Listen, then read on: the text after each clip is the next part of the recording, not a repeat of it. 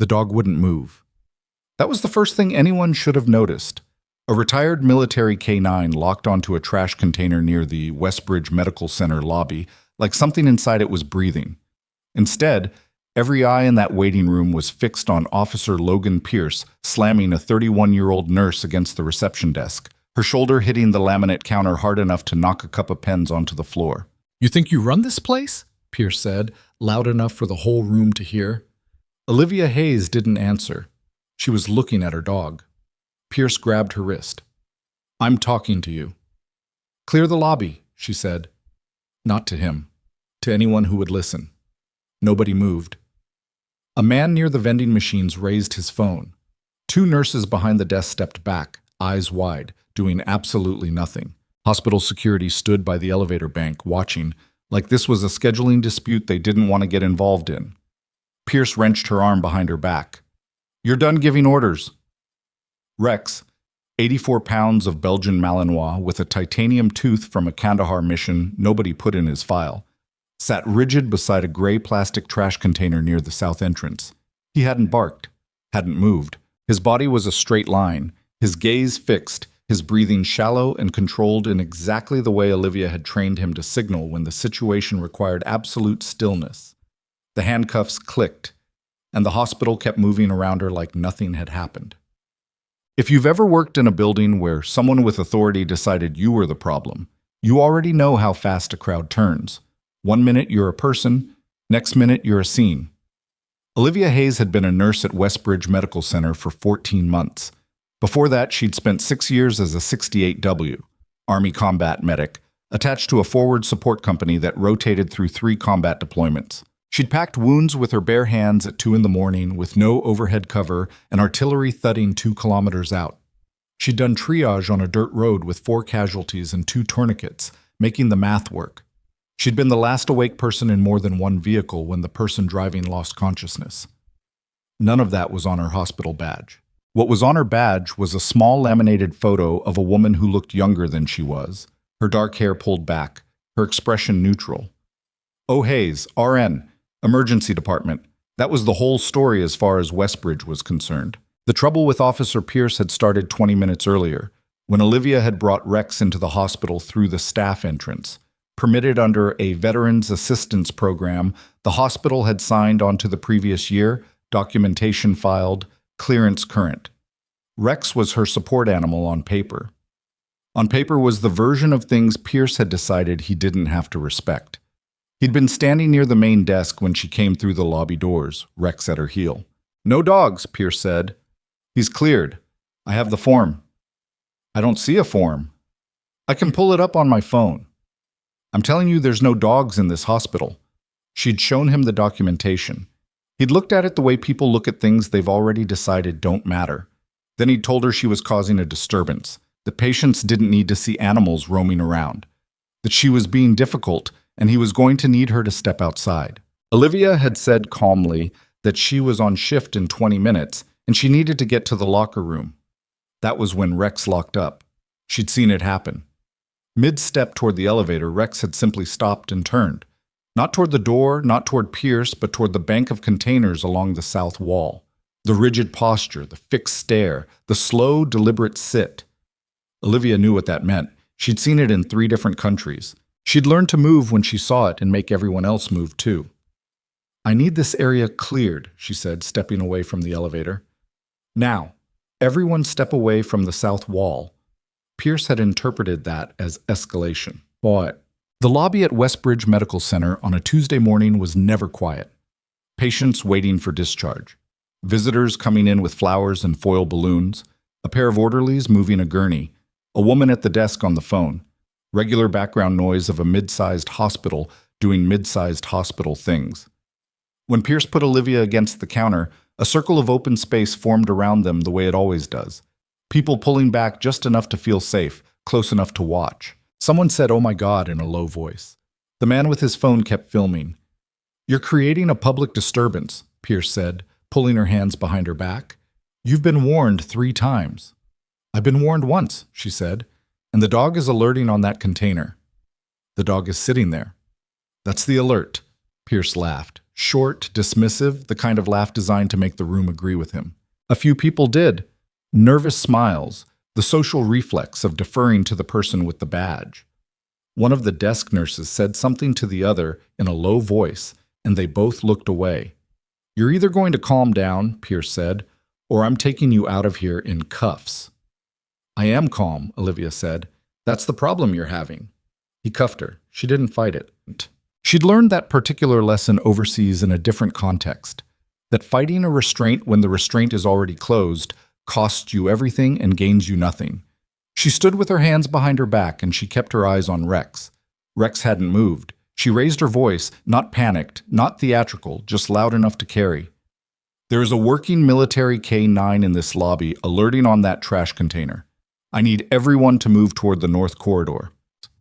A woman near the chairs gathered her child against her instinctively, not because she believed Olivia, but because alarm is contagious, and the sound of Olivia's voice had something in it she couldn't name. Most people didn't move. Pierce leaned close. "One more word, and I add obstruction." Nka. Dr. Marcus Webb was the kind of hospital administrator who kept his office door open as a performance of accessibility and closed it when anything actually required his attention. He was 53, had been with Westbridge for 11 years, and had developed over that time a specific allergy to scenes in public areas. Scenes meant calls. Calls meant paperwork. Paperwork meant the kind of afternoon he'd been trying to avoid since his second divorce. He came down to the lobby because his desk phone had rung twice and because his assistant had said the word lawsuit in a tone that indicated she was personally preparing for disaster. What he found was a handcuffed nurse, a dog sitting near a trash container, approximately 30 witnesses with their phones out, and Officer Pierce explaining himself to the head of hospital security with the practiced confidence of a man who genuinely believed he'd handled something correctly. Webb took in the situation, made a rapid assessment, and landed on the wrong conclusion. "What's happening?" he asked the security head, Dr. Karen Miles, who was standing just outside the circle. "Officer Pierce detained her when she refused to leave the lobby," Miles said. "Why was she in the lobby?" "Coming on shift. She has authorization for the dog."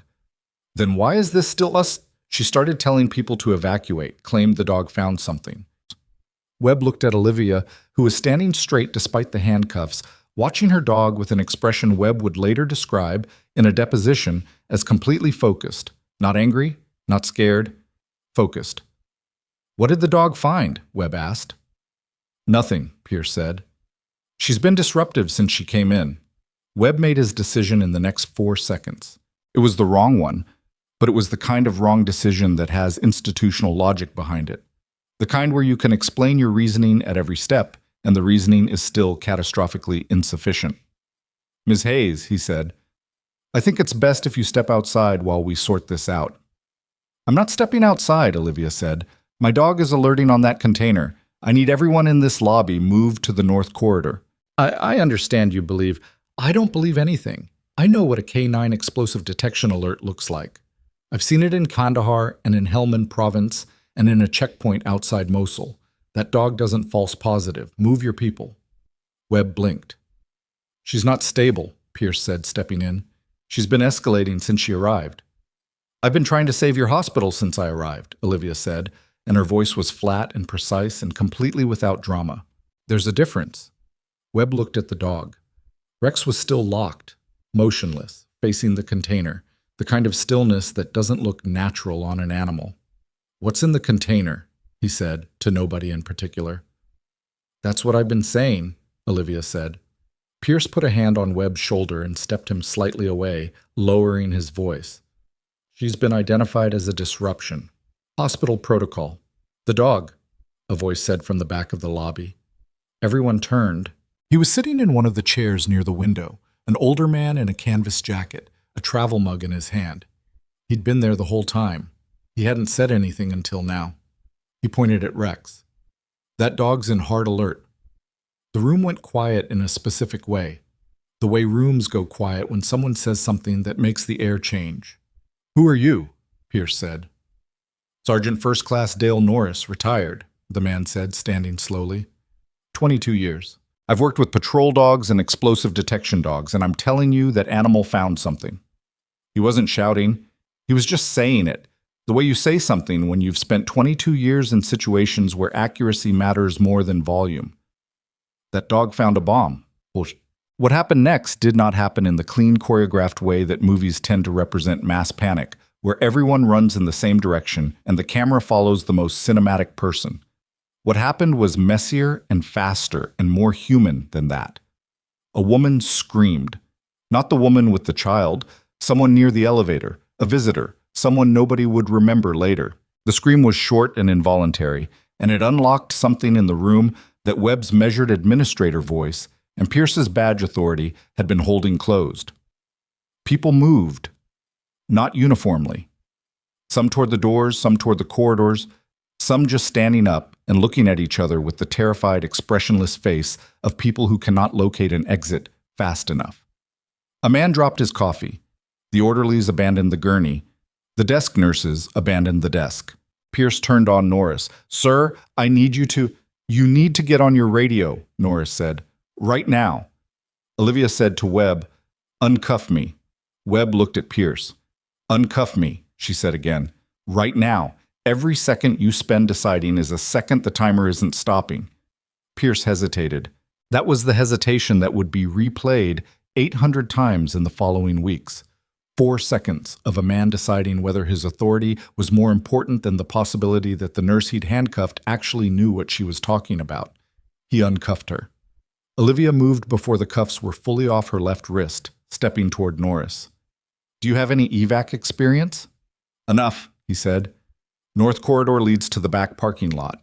I need you on that corridor entrance keeping people moving. No pushing, no stopping. Anyone who falls, you stop and assist. Can you do that?" "Yes." "Go." She turned toward Webb. "I need your PA system and I need bomb disposal contacted through county emergency services, not through Pierce's department." "Why not through—" "Because I need it done in the next 90 seconds. And I don't need it filtered through someone who's been wrong about everything so far. Can you make that call yourself?" Webb, and this was something he would be both ashamed of and quietly proud of for the rest of his career, said yes. He pulled out his phone. Olivia went to Rex, crouched beside him, put her hand flat on his back. He didn't look at her. He was still facing the container, still locked. "Good boy," she said quietly. "I've got it from here." She straightened up and began clearing the room. The evacuation of Westbridge Medical Center's ground floor took 11 minutes.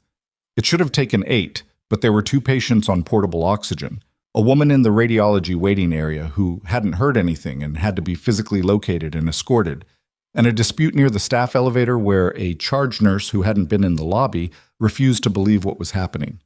Olivia moved through all of it. She didn't run. Running signals catastrophe, and catastrophe creates injuries, and injuries slow evacuations. She walked fast, spoke directly, used the intercom Webb unlocked from a panel behind the reception desk to give clean instructions in plain language. No screaming, no hysteria. Just information, delivered in the tone of someone who had given instructions in conditions where a raised voice meant the difference between an organized exit and a fatal bottleneck. Pierce had retreated to the front entrance and gotten on his radio. She could hear him through the glass. His voice had changed, the bravado gone. Something that sounded like a man trying to reassemble himself after being badly wrong. Federal emergency coordination arrived in 22 minutes. It felt longer. The county bomb squad van came in hot, parking at an angle across the ambulance bay like they'd rehearsed the angle. 6 technicians in partial gear, a supervisor in a gray vest who introduced himself to nobody and went directly to the device location. 2 federal agents followed. Then 2 more vehicles, unmarked, the kind that don't have plates that mean anything and don't need them. By then the lobby was empty. The container sat alone near the south wall, exactly where Rex had indicated. Nobody had touched it. Olivia had made sure of that. She'd put her hand flat against the wall beside the container and looked directly at the security camera above it and said, clearly, "Do not touch this container. Do not move this container. Do not approach this container."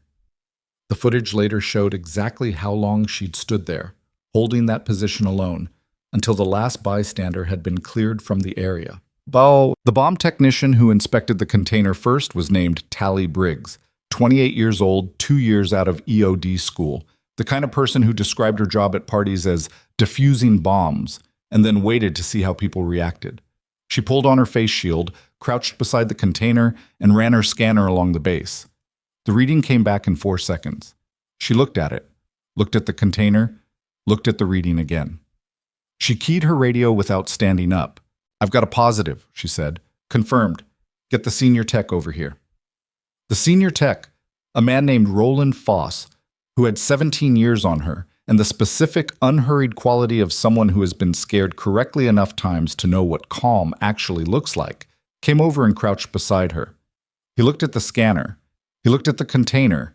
He looked at the timer they found when they carefully opened the lid. The device inside was not crude. It was not a pipe bomb assembled from something found online. It was constructed with a kind of precision that indicated specific training and packed with metal fragments in a pattern that the federal agents, when they saw the photos 20 minutes later, described using a vocabulary Olivia recognized from a briefing she'd sat through in a pre-deployment training at Fort Campbell.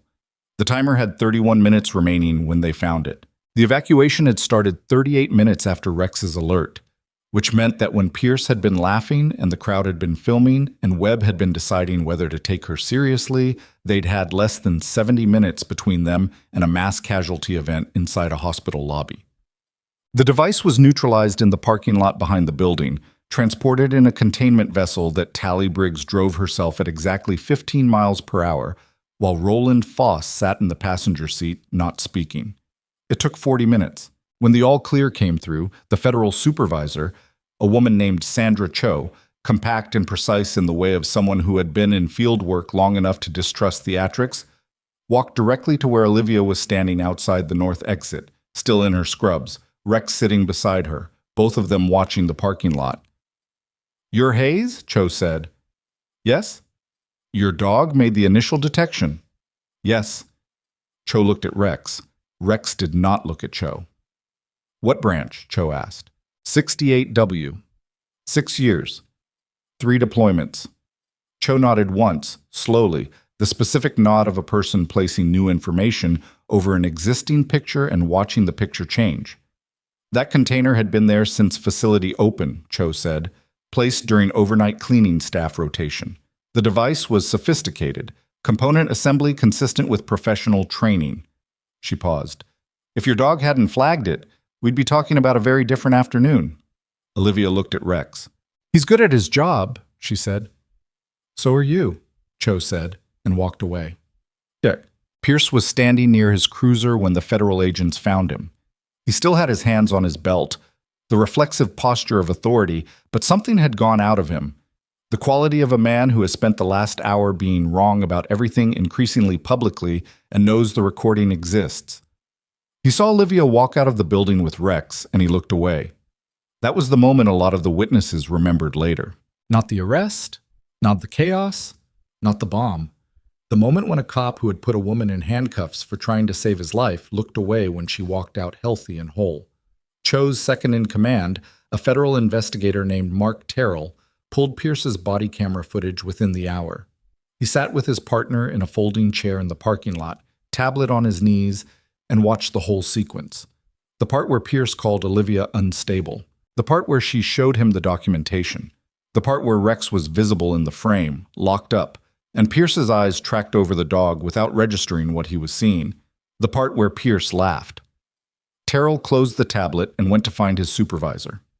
Webb had made his statement to 2 different agencies by 4 o'clock in the afternoon. He was cooperative and precise and honest about his own role in the delay, which Terrell noted in his report with the specific notation that indicates someone who knows they made a mistake and has stopped trying to argue about it. The charge nurse who'd argued at the elevator had also made a statement. She'd cried, which Terrell also noted, because people who cry during statements are usually not the ones who need to be most worried. By 5 o'clock, Pierce had been told to surrender his badge and weapon pending a departmental review and a federal investigation that would, based on what Terrell was already seeing in the footage, expand significantly before it contracted. The people inside Westbridge Medical Center, the patients waiting for discharge, the visitors with their foil balloons, the orderlies and the desk nurses and the woman who'd been in radiology and hadn't heard anything, were alive.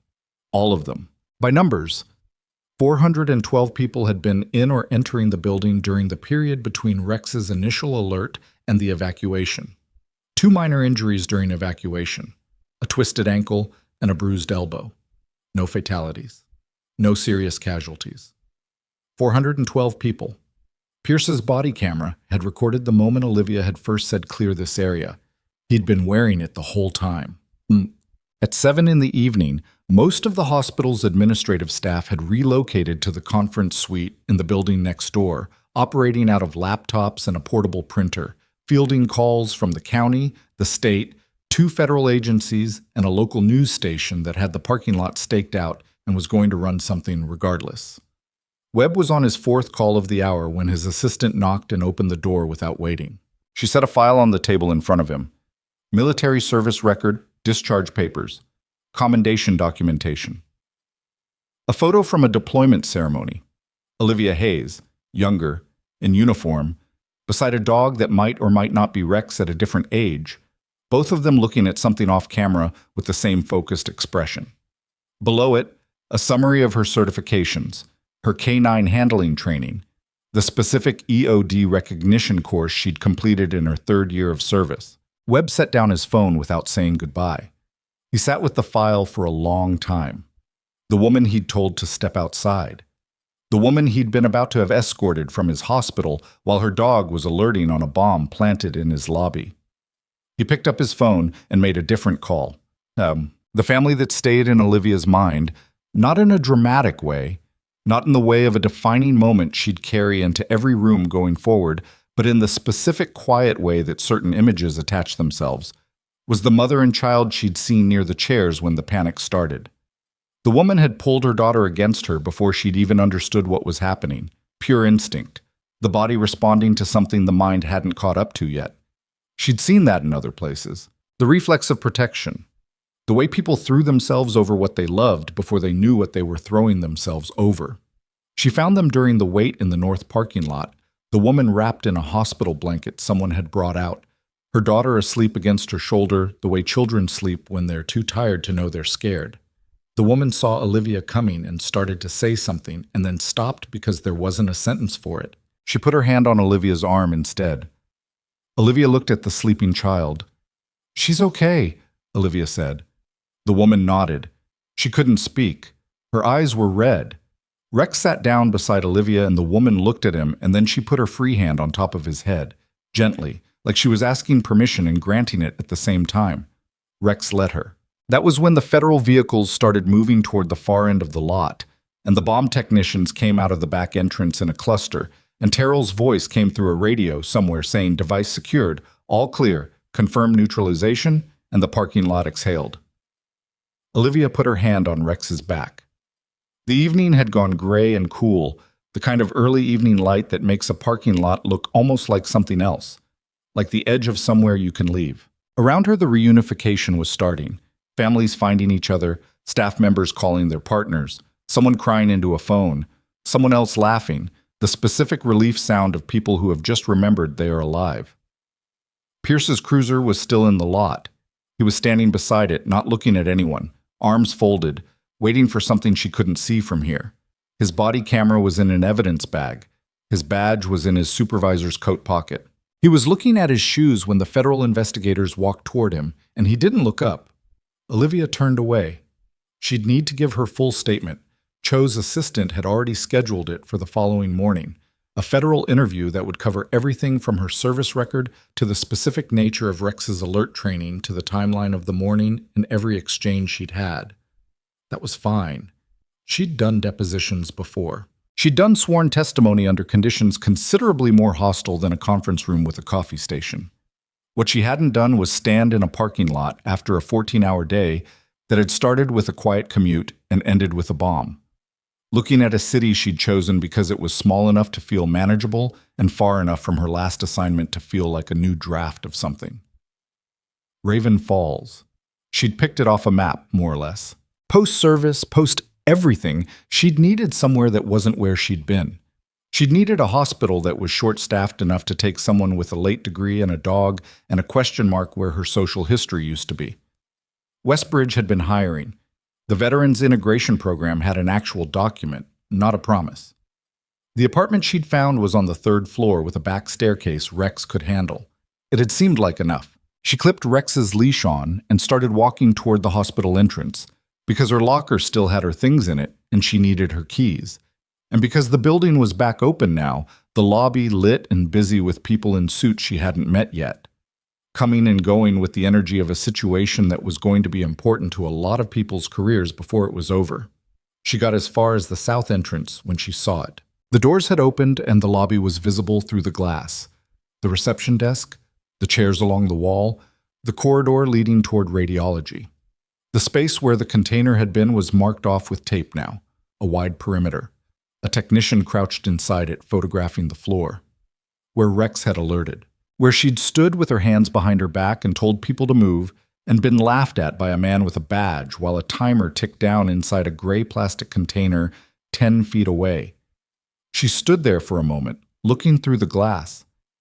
Rex sat beside her, looking at the same place.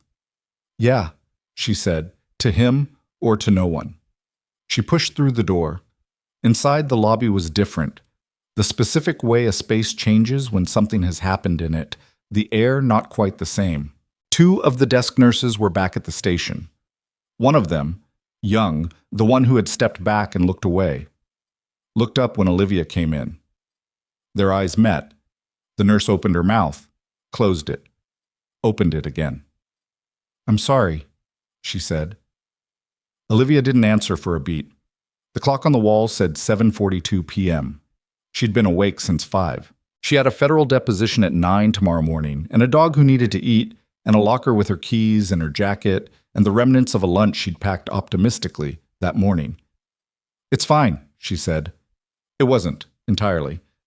But it was the kind of not fine she could carry. She'd carried heavier. She walked toward the staff corridor.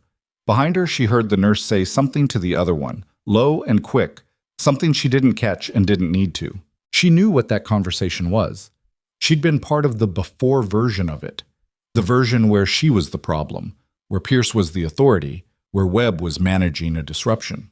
Now she was the other version, the version that had existed all along, that nobody had bothered to look for. She found her locker, turned the combination on the 3rd try because her hands were finally doing the thing they did when the adrenaline ran out. Not shaking, exactly, just imprecise, like her fingers had forgotten the specific resolution of normal tasks. She got the door open, found her jacket, found her keys, found the uneaten lunch. She sat down on the bench. Rex came and stood beside her and put his head in her lap, which was not something he did often. He was a working dog, trained out of that particular expression of need. But he did it now, and she let him, her hand moving to the back of his neck without her deciding to move it. The locker room was empty. The fluorescent light had the slight flicker it always had. From somewhere above her in the building, she could hear footsteps, voices, the operational sound of a hospital reassembling itself. 412 people were going home tonight who might not have been. She sat with that for a moment in the empty locker room with her dog's head in her lap and her keys in her hand, and the particular exhaustion of a day that had required everything she had and still somehow left her here, upright, breathing, with more to do tomorrow. Her phone buzzed. Unknown number, federal area code. She looked at it. It buzzed again. She answered it. "Ms. Hayes," said a voice she didn't recognize, a woman, measured, institutional in the specific way of someone who chooses every word before speaking it. "My name is Director Allison Farr. I work with Federal Emergency Operations. I've just reviewed the preliminary report on today's incident at Westbridge Medical Center." A pause. "I'd like to speak with you tomorrow before your deposition. 7:30, if that works." Olivia looked at her locker door. There was a photo taped to the inside. Rex in his service gear, younger, on the day he'd been assigned to her. Someone in the unit had taken it. She didn't remember who. "That works," she said. "Good," Farr said. "Ms. Hayes, what you and your partner did today is going to matter for a while. I want you to know that." The call ended. Olivia sat in the quiet locker room, in the hospital that had tried to remove her from its premises 8 hours ago, with her retired military K-9 partner leaning against her knee and a meeting with a federal director on her calendar for the following morning. She thought about Pierce's face in the parking lot, the downward eyes, the badge in someone else's pocket. She thought about the timer the bomb tech had described. 31 minutes. They'd had 31 minutes. She put her phone in her jacket pocket, clipped Rex's leash, and stood up. She needed to eat. He needed to eat. She needed 6 hours of sleep before a federal interview and a day that was going to be different from this one in ways she couldn't fully see yet. She turned off the locker room light. In the hallway, she nearly walked into Webb. He was standing just outside the door, jacket off, tie loosened, holding a printed document she recognized from the header as her personnel file. He looked like a man who had spent the last 3 hours being corrected. "Ms. Hayes," he said. She waited. He stopped. Started again. "I owe you an apology." "You do," she said. He nodded. "I know I do." He held up the file, then lowered it, like he'd thought better of using it as a prop. "Your record, you should have asked me," she said. Not angry, just clear. "Before you told me to step outside. You should have asked me what I knew." Webb looked at her. She met the look without filling the silence. Because silence, she had learned, was a tool that didn't cost anything. "You're right," he said. She nodded. "I'll see you tomorrow," she said, and walked past him toward the exit. Rex's tags clicked against his collar in the quiet hallway. Outside, the lot was quieter now. The federal vehicles had thinned. The news van was still there, camera pointed at the building, a reporter doing a stand-up in front of the entrance with the Westbridge logo behind her. Olivia turned right, away from the camera, into the part of the lot where her truck was parked. A gray pickup, dented on the rear left panel. Rex's crate in the back secured with 2 straps she'd rigged herself because the factory attachment points were insufficient. She loaded him in. He jumped in without hesitation, curled once, and lay down. She started the truck. On the radio, something instrumental. She turned it up 2 notches, not enough to hear, just enough to fill the cab with something that wasn't silence. She pulled out of the lot.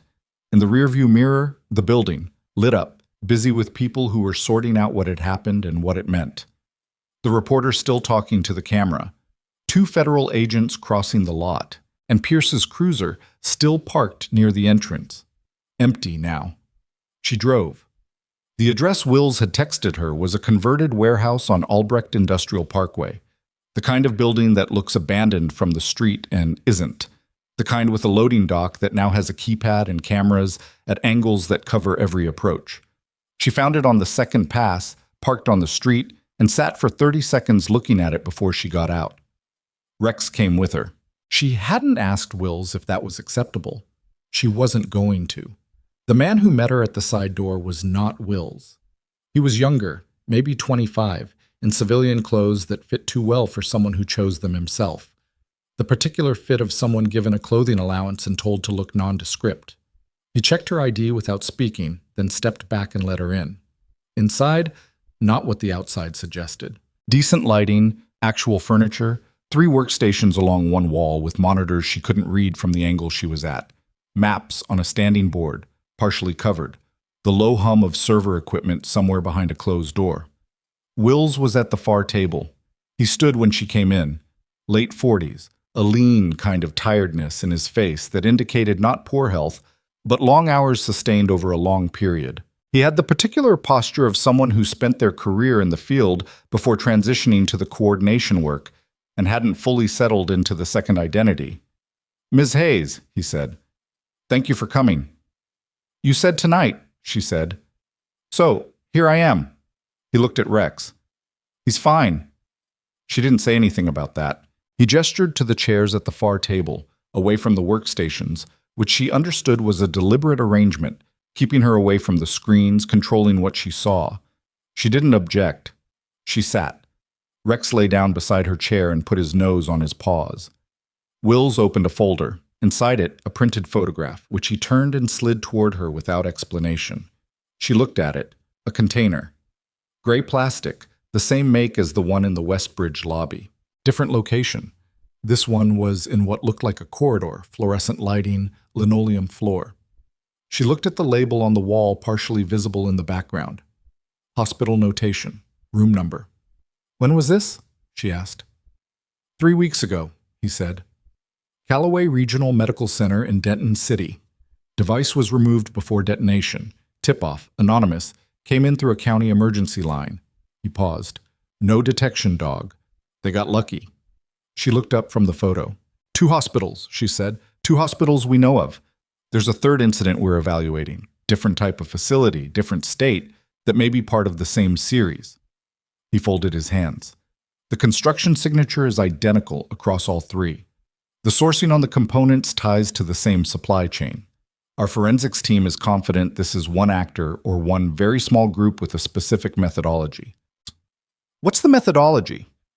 Placement during cleaning staff rotation, overnight or early morning, access point that cycling staff use, and that security cameras have gaps on. The device is always set for peak occupancy hours. Maximum people in the building, maximum contained exposure. He paused. The Westbridge device was the most sophisticated of the 3. More explosive, tighter construction, better timer. Whoever's doing this is getting better. She sat with that. You said the target might not have been the hospital, she said. Right. He pulled out a second sheet. A map, she realized. A city map with 3 points marked. The Denton City Hospital is here. The 3rd location is here. Westbridge is here. He tapped each one.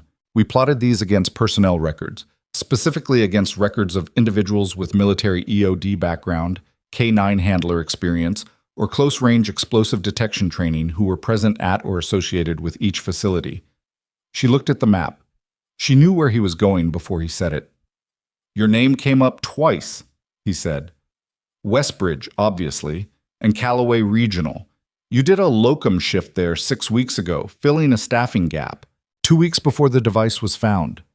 The room was quiet enough that she could hear the servers. You think someone's following me? She said. We think it's possible that you were the identified variable, Wills said. Not the target in the sense of trying to kill you specifically. The evidence doesn't support that. But the placement in both hospitals was in areas near the staff entrance or routes associated with nursing staff. And in both cases, someone with EOD detection training was on site. She processed that. You think it's a test? He looked at her for a moment before answering, which was its own kind of answer. That's one hypothesis, he said. Someone who knows you, or knows about your background, is placing devices in facilities where you're present and timing them to see if the detection goes off. Why? We don't know yet. Possibly to map your capabilities. Possibly to probe hospital security responses in situations where trained personnel are present. Possibly, he stopped, choosing the next word with visible care. To implicate you. She sat back. The fluorescent light above them had a slight buzz. She noticed it because noticing things was what she did when she needed a moment to let something settle into the right frame. Walk me through what that would look like, she said. 2 hospital bomb incidents. K9 detection dog present at both. Same handler. Handler has military EOD background that isn't publicly documented. If the Westbridge device had detonated, or if at any point the investigation had gone differently, there's a file on you that a motivated person could shape into something. A motivated person. Someone who knows your record, knows your skills, knows where you've been working. He leaned forward slightly. Miss Hayes, is there anyone from your service period who would have reason to want to damage your credibility? Someone with access to your assignment history? She looked at the map on the table. 3 points. Denton City. The 3rd location. Raven Falls. Tell me about the 3rd location, she said. The 3rd location was a veterans rehabilitation center in a city called Portsmouth, 2 states east. The incident there was 7 weeks ago. Not a device, but a materials cache.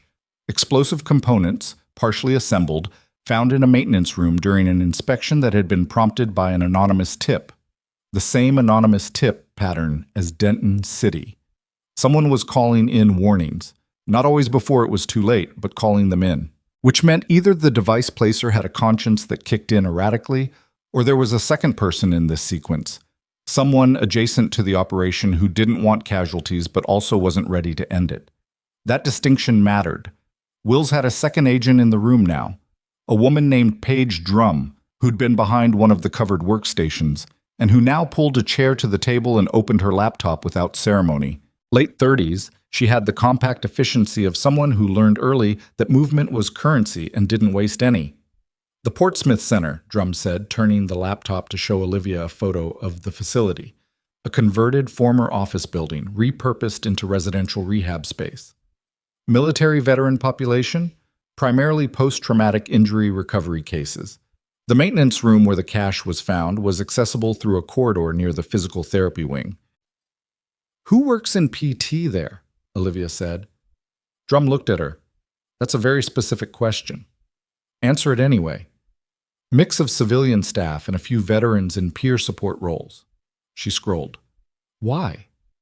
"Because the common thread across these 3 locations isn't me," Olivia said.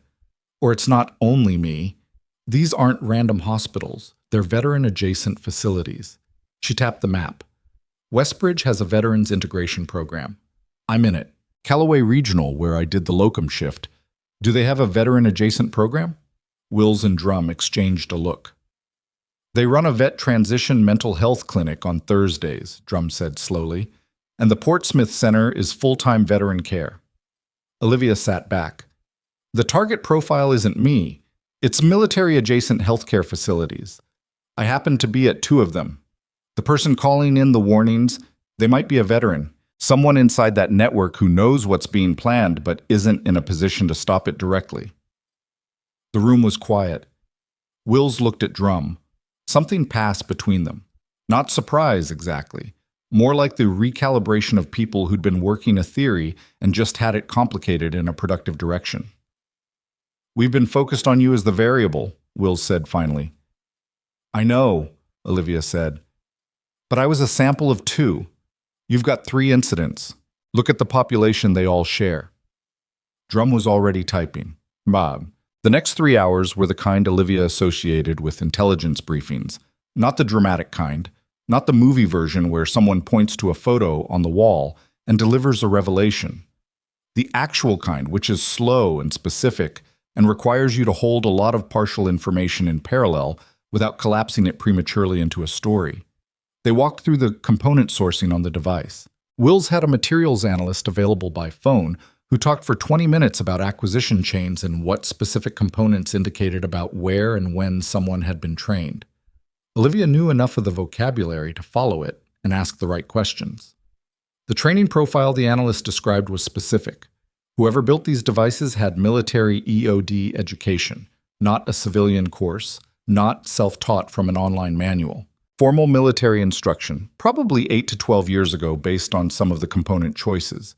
Because certain materials that had been used were harder to source now than they'd been a decade ago, and someone operating with current knowledge would have substituted 8 to 12 years ago, which was roughly the period when Olivia had been deployed.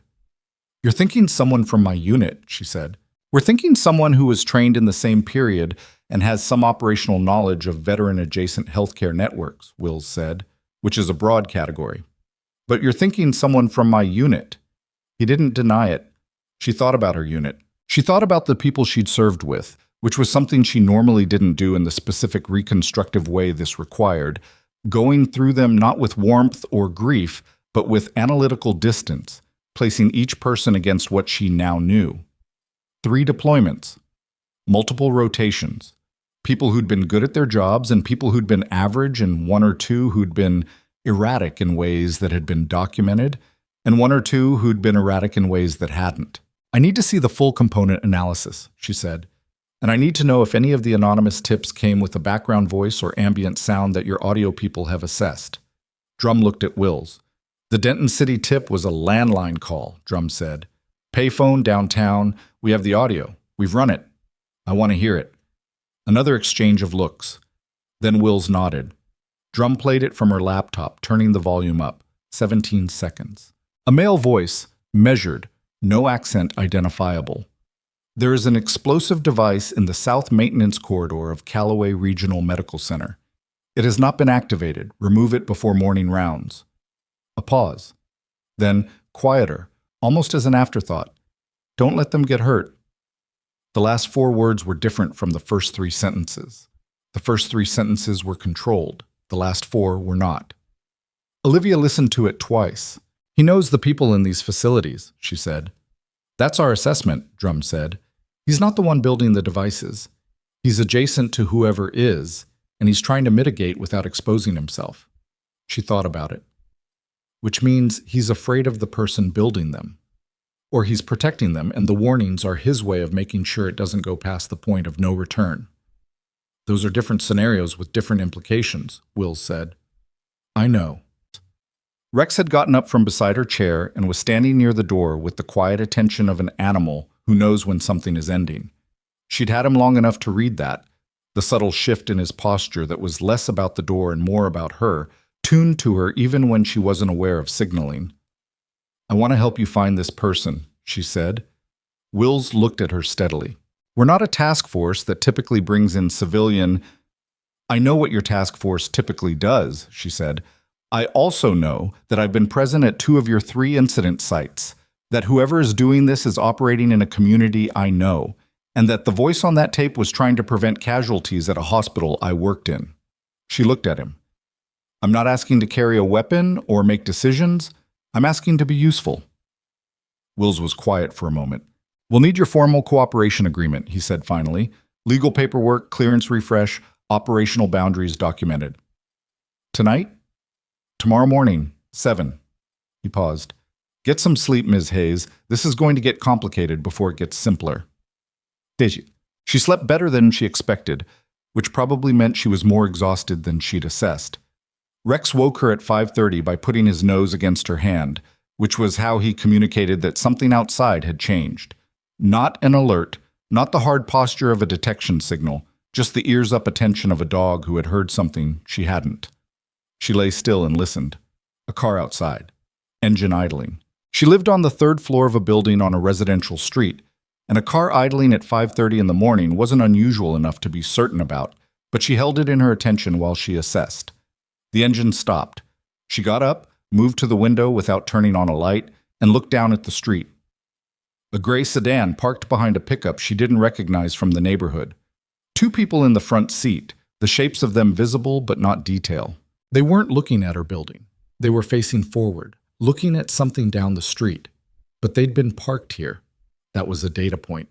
She texted Wills. Gray sedan outside my building. 5342 2 occupants. Plate visible if needed. His response came in 40 seconds.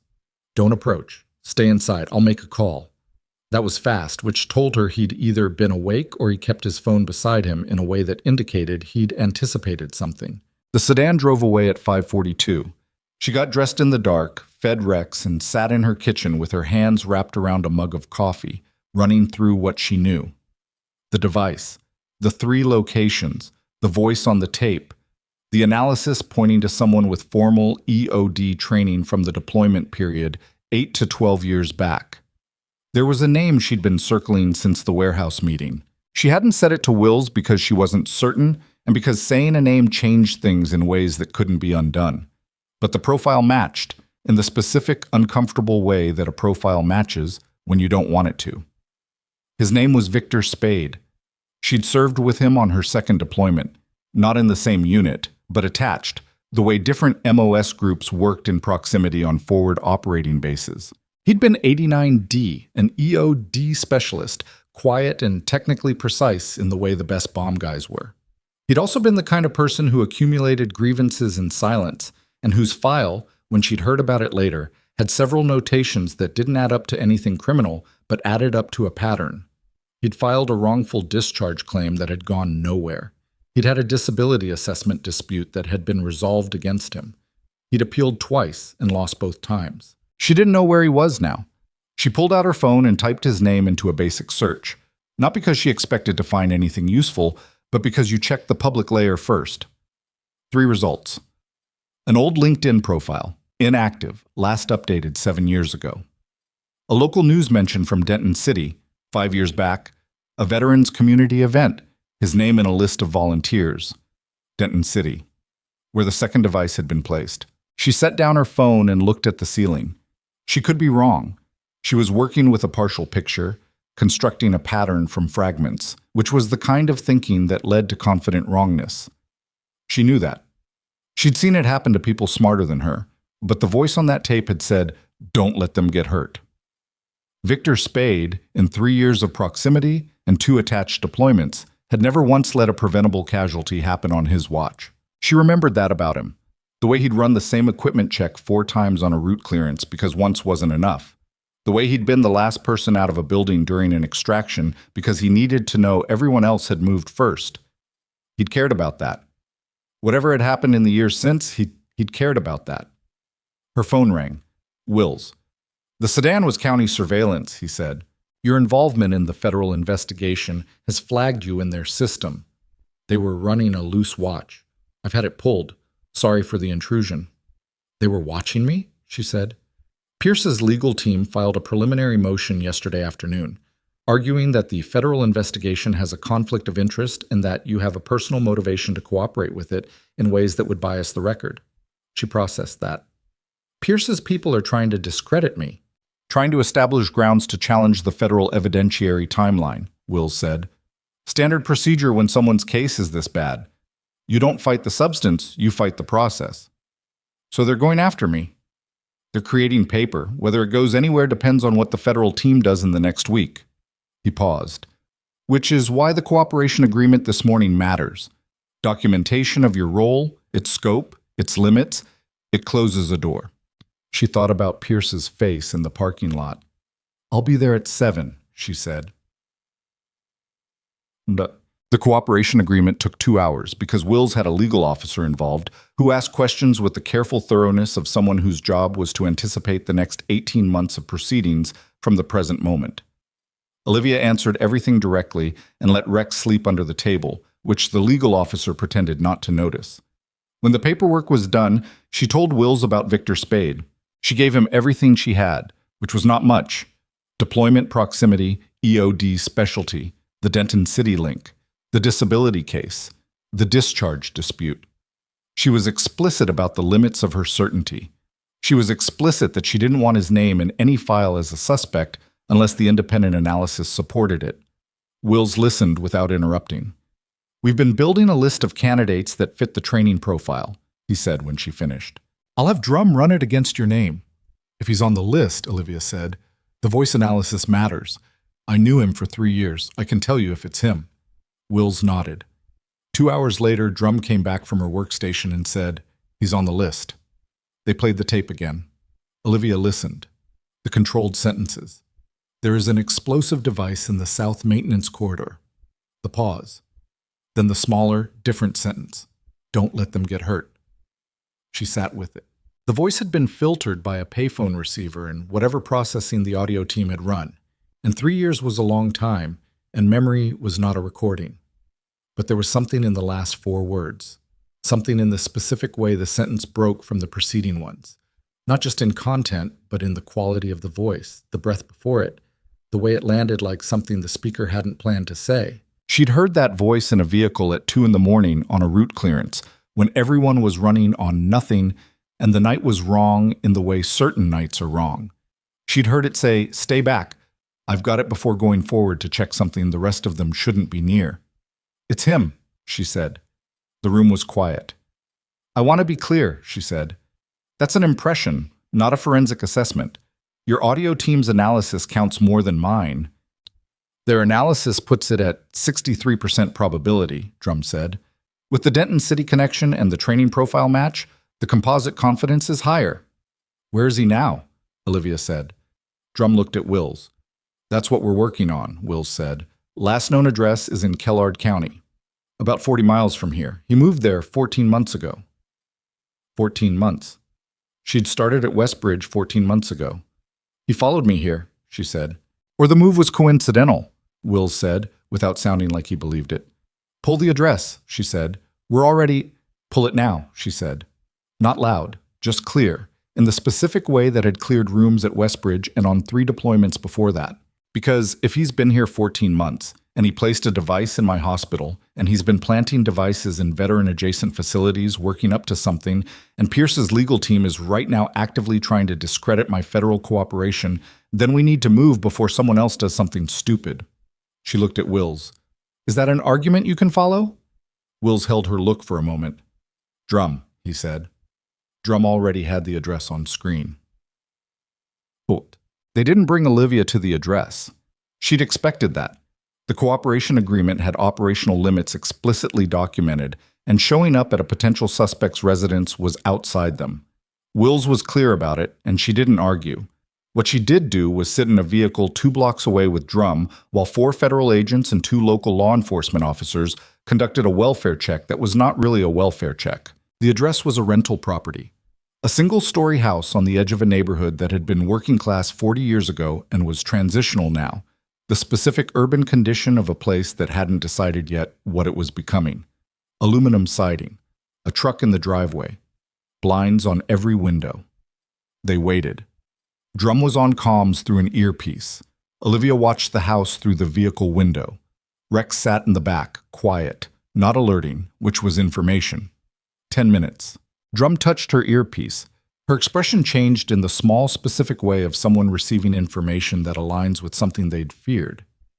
"He's not there," she said. "Place is clear. But there's a workspace."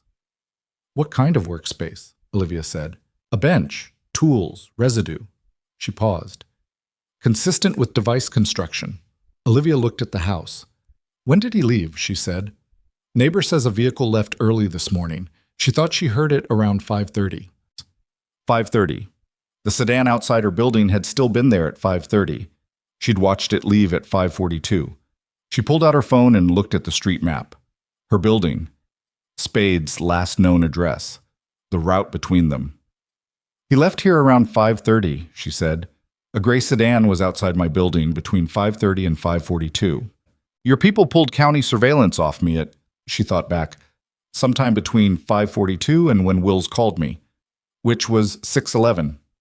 Drum was already on comms. "The sedan that was watching you," Olivia said. "Was it definitely county?" Drum's hand went to her earpiece. She listened. Her face did the thing again. The small, controlled expression of someone receiving information that changes the frame. "Wills says county confirms their surveillance unit didn't deploy until 6:15, Drum said. They were 10 minutes behind what he'd been told. The sedan outside Olivia's building from 5:30 to 5:42 had not been county surveillance. "He was watching my building," Olivia said, "at 5:30 this morning. Then he left." She thought about where someone would go next if they'd driven past a target's location at dawn and decided not to act. A medical facility. Veteran adjacent. One with enough morning foot traffic that a device placed overnight would hit during peak occupancy. One in Raven Falls, because if Spade had been here 14 months and was escalating, the next location would be local. Something significant. Something that would complete whatever pattern he was building toward. "What veteran-adjacent medical facilities are within 20 miles of here?" she said. Drum was already typing. The list came up on her screen. She counted. 7 facilities. 7 facilities, and Spade had left his house at 5:30, and it was now 8:47 in the morning, and if the device methodology was overnight placement, then it was already there, somewhere, waiting for peak occupancy. "Wills needs to hear this now," Olivia said. Drum was already calling. Eat. The next 40 minutes were the kind that happen at a speed that doesn't match their actual duration. Wills mobilized from the warehouse. Drum coordinated with the county bomb squad. Olivia sat with the list of 7 facilities and worked through them methodically. Not guessing, not going on instinct, but applying what she knew about Spade's methodology, his placement patterns, his profile. Veteran adjacent, staff entrance vulnerability, security camera gaps, morning shift timing. 3 of the 7 facilities dropped off the list because their staff entrances had full camera coverage. Spade was consistent about gaps.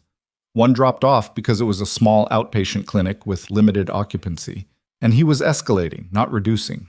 1 was a dental office that had a veterans discount program, which was adjacent in the loosest sense, and she marked it low probability. That left 2. The Raven Falls Veterans Outreach and Wellness Center on Harmon Street, which was a mid-sized facility serving about 200 veterans weekly, with a connected medical clinic running mornings. And the Meridian Bridge Rehabilitation Hospital, which was 15 miles north, which served combat injury recovery cases, which had 340 inpatient residents. "If he's escalating," she said to Drum, "he's going bigger." "Meridian," Drum said.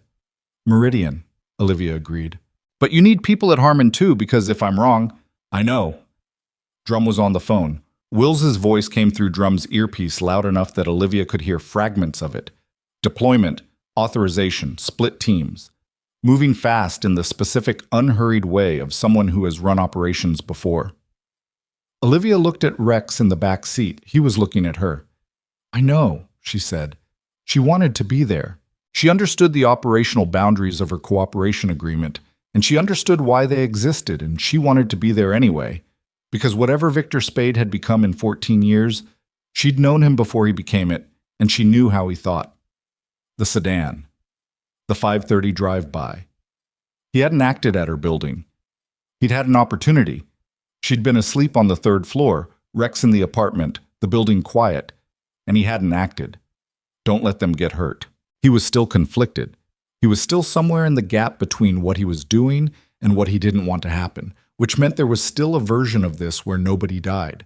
But it also meant there was a version where he resolved the conflict wrong. Her phone rang.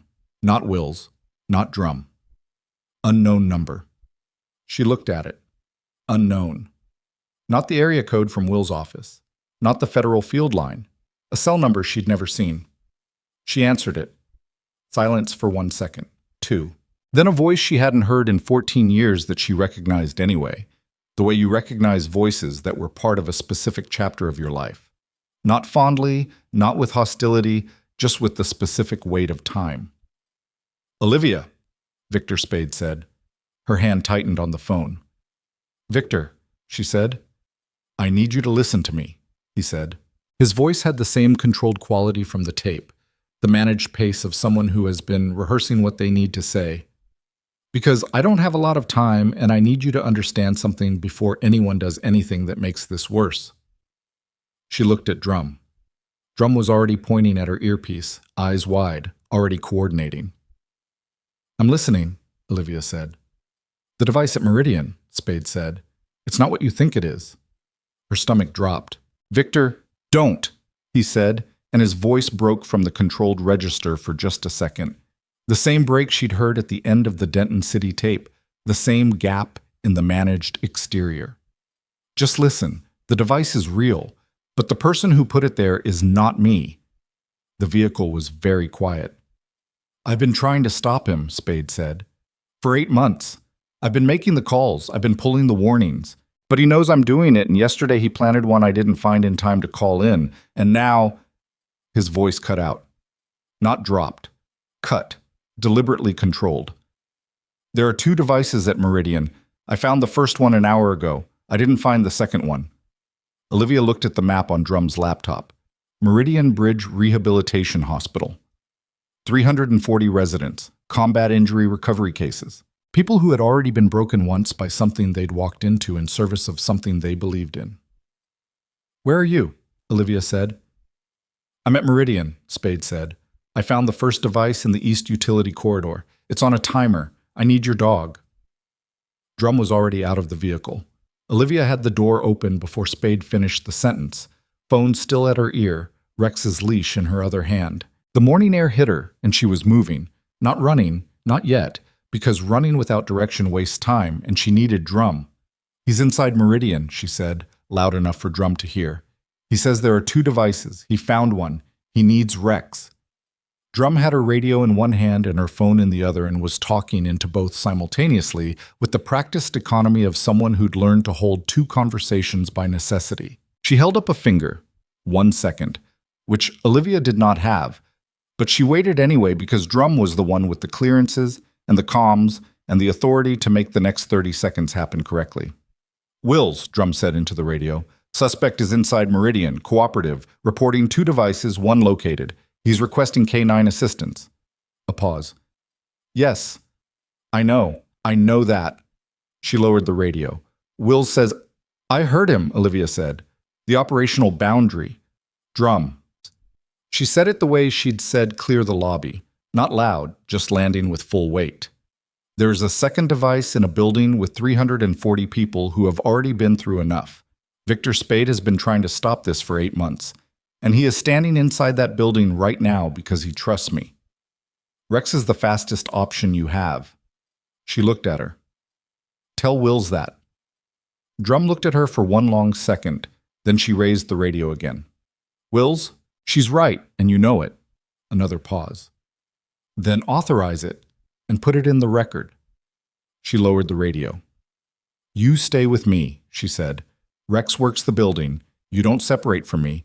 And if Wills tells you to pull back, you pull back. Understood, Olivia said. They moved. Josh. Meridian Bridge Rehabilitation Hospital was 15 miles north on a road that became rural faster than the map suggested. County blacktop, sparse trees, a turnoff that would have been easy to miss at speed. Drum drove with the focus of someone who'd run this road before in worse conditions. Olivia sat in the passenger seat with Rex in the back, her phone on her knee, Spade's number still active.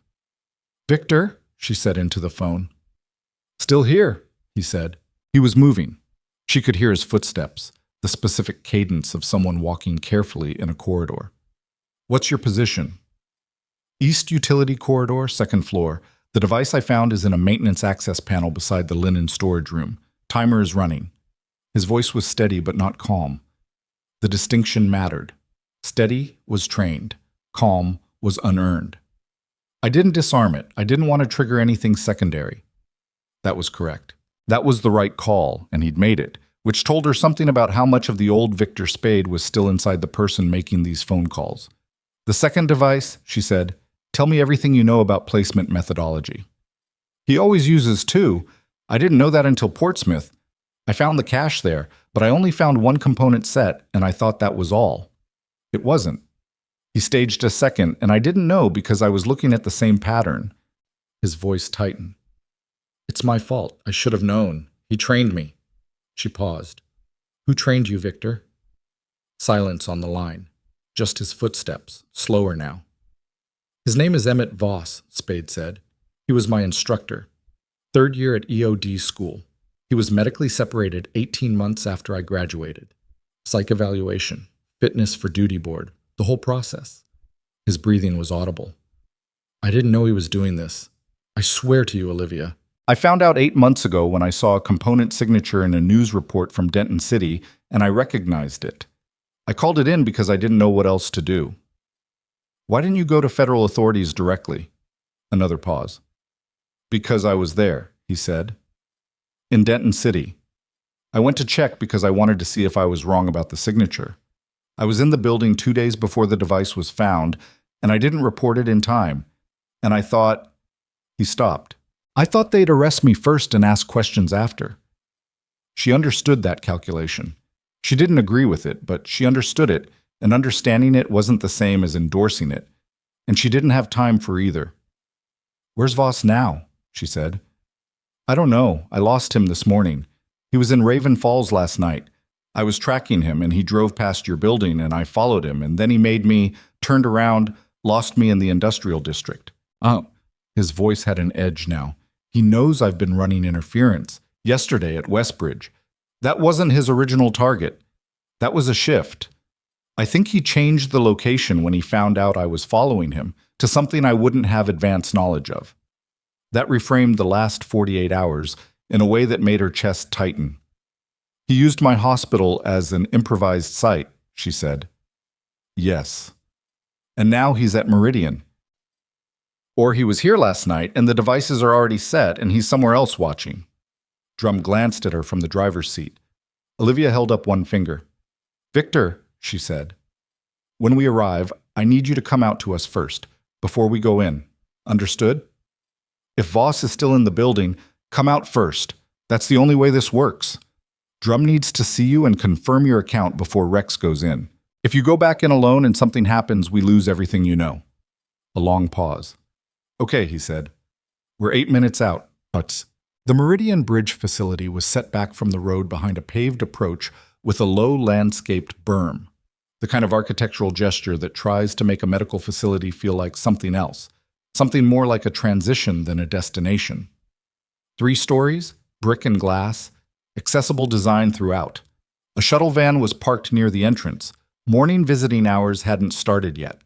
340 residents.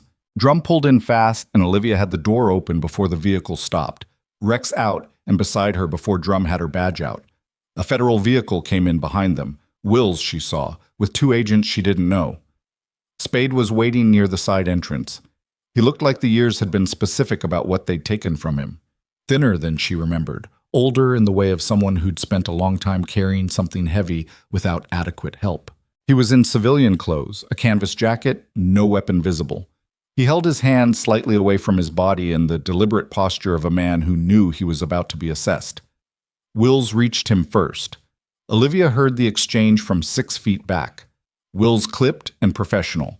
Spade answering everything directly. No hedging. The compressed cooperation of a man who had spent 8 months being afraid of this moment and had apparently decided the fear was no longer worth the cost. Rex sat beside Olivia and watched Spade.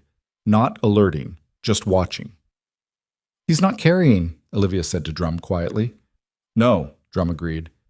"He's not." Wills turned to her. "He's given me the first device location. I'm sending Briggs in, Shib. She and Foss are 3 minutes behind us." He paused. "The K9 sweep for the second device. You have authorization. Drum stays with you." She nodded. She looked at Spade. He was looking at Rex. "Is that the same dog?" he said. "Yes," she said. He nodded once. Something moved through his expression, not sentiment exactly. Something closer to the specific recognition of someone encountering proof that certain things endure.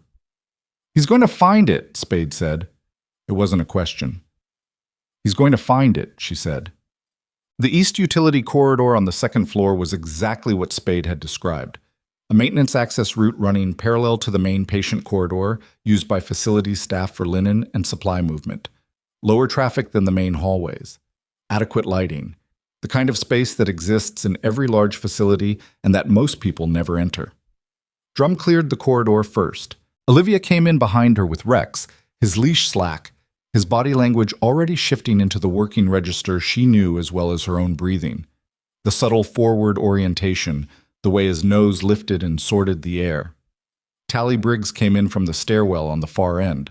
Roland Foss behind her, both of them in partial gear. Briggs had a different quality about her today than the parking lot at Westbridge, more compressed, less of the new professional energy she'd had then. She'd seen the Meridian briefing, she knew what they were looking for.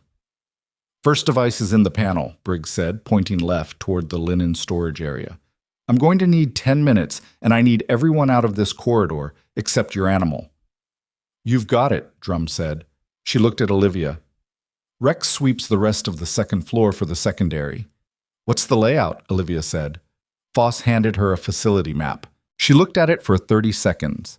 The specific kind of 30 seconds that looks like nothing, and is actually the whole process. The brain doing spatial indexing, dropping the map's geometry into a working model.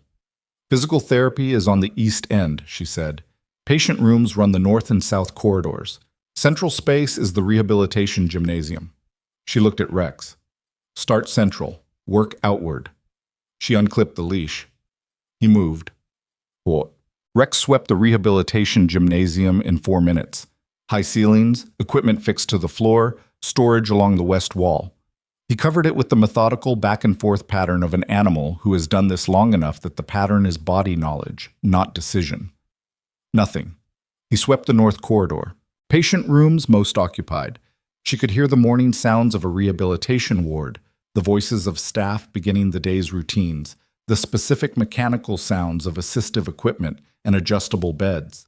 She moved him through without disturbing the rhythm of the floor, which required a particular kind of presence. Visible enough that staff could see she was authorized, quiet enough not to create alarm.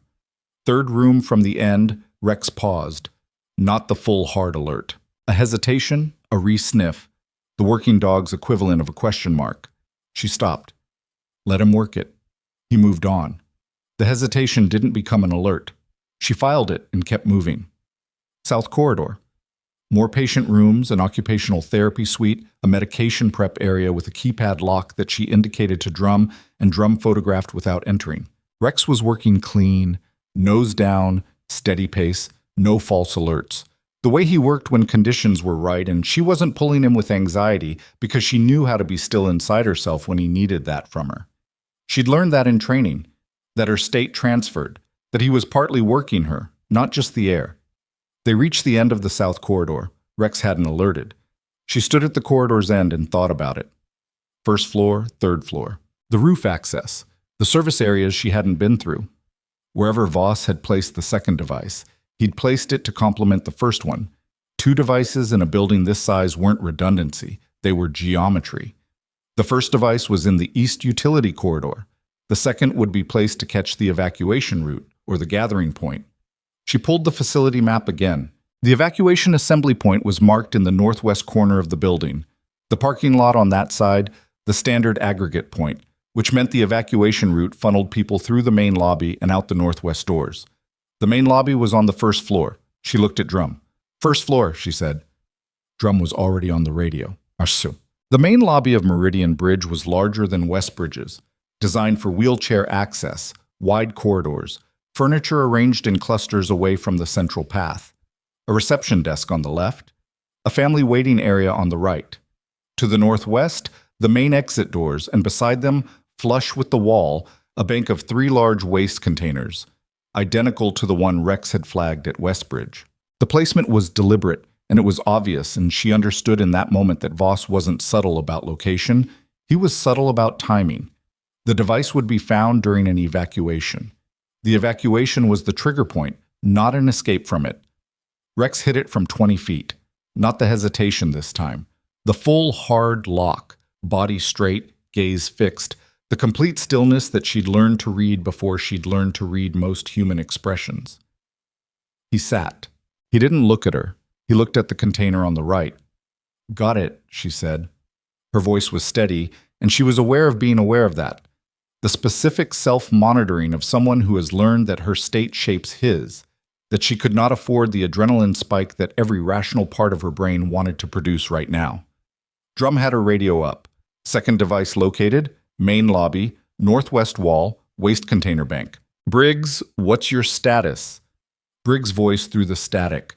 "First device neutralized, coming to you." Olivia put her hand on Rex's back without changing his position. "Good boy," she said, in exactly the tone she'd used at Westbridge. "I've got it." He held his position. She held hers. The lobby around them was quiet. The receptionist had been evacuated with the rest of the ground floor staff when the bomb squad entered the building, leaving that specific silence of a public space emptied of its intended population. Morning light came through the front windows at a low angle, the kind that makes dust visible in the air. She didn't look at the container. You didn't look at the thing. You looked at Rex, and Rex was fine, and that meant she could hold the space until Briggs got there.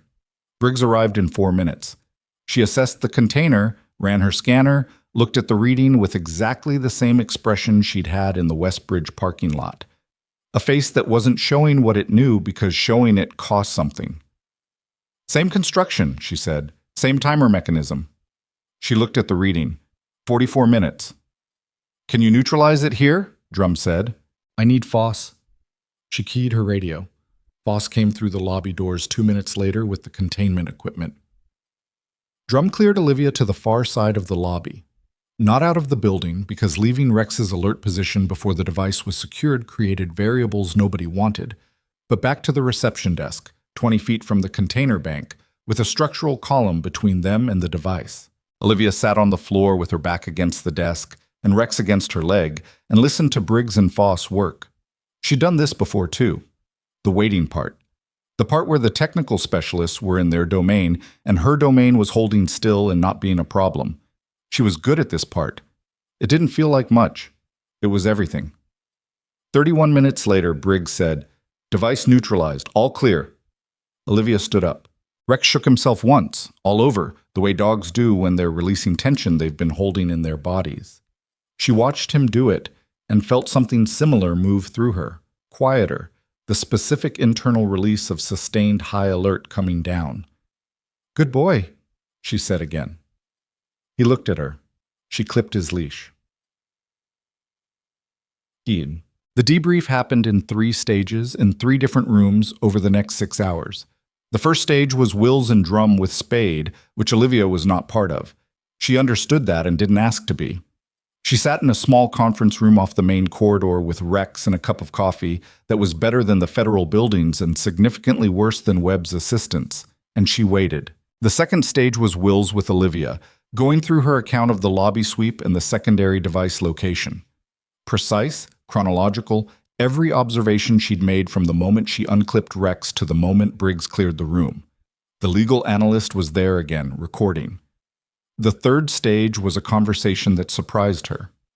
Wills came in alone, no drum, no legal analyst, and sat across from her and put a file on the table without opening it. "Voss?" he said. "You found him," she said. "We did. He was detained 40 minutes ago by county law enforcement in the Raven Falls Industrial District. He was in a vehicle, parked, with a burner phone and a monitor showing the internal camera feeds from Meridian's first floor. The feeds were spliced from the facility's system. He was watching." Wills put his hand flat on the file. "He didn't run. When the officers approached the vehicle, he turned off the monitor and got out with his hands up." She sat with that. "He was watching to see if it worked," she said. "That's our assessment. And when it didn't..." Wills paused. "He didn't run. We're still evaluating what that means. But his initial statement in custody is that he wanted to expose what he called the systemic failure of the military medical system to protect its own people. He has a list of grievances, policy failures, coverage denials, cases he documented. He's been building this for 3 years. She looked at the table. "He chose hospitals," she said, "veteran-adjacent ones, to make a point about how veterans are treated in those spaces." "Yes. By building devices that could kill the veterans in those spaces." "The logic isn't consistent," Will said. "It rarely is in cases like this." She thought about Voss, a man she'd never met, a man who had trained the person she'd served with, a man who'd apparently spent 3 years building towards something that would end careers, including his own, and possibly lives. The internal logic of grievance that turns inward and toxic and starts building. "Spade," she said. "What happens to him?" Wills was quiet for a moment. "He'll face charges: failing to report, interference with a federal investigation, criminal facilitation by way of delay. The cooperation will be weighed. His tips prevented casualties, and the record of that is documented. But there's a process." "He should have come forward," she said, 8 months ago. "Yes," Wills agreed. "He should have. He was afraid of what he'd face." "I know. And because he was afraid, people almost died at Westbridge." "Yes." Wills held her look. "There isn't a version of this where all the choices were right, including some of mine." She looked at him. "You pulled the county surveillance based on bad information," she said. "I did." No deflection. "The sedan outside your building. I should have verified before I told you it was county. If Voss had decided to act at your building instead of Meridian..." "He didn't," she said. "He didn't," Wills agreed. "But the decision was mine and it was premature and I've logged it." He paused. "I want you to know that." She nodded. It wasn't nothing, that acknowledgement. She'd spent enough time around institutional accountability, the perform version versus the actual version, to know the difference when she saw it.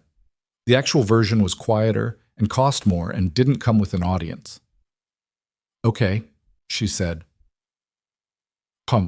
Pierce's legal team made their move at 4 in the afternoon.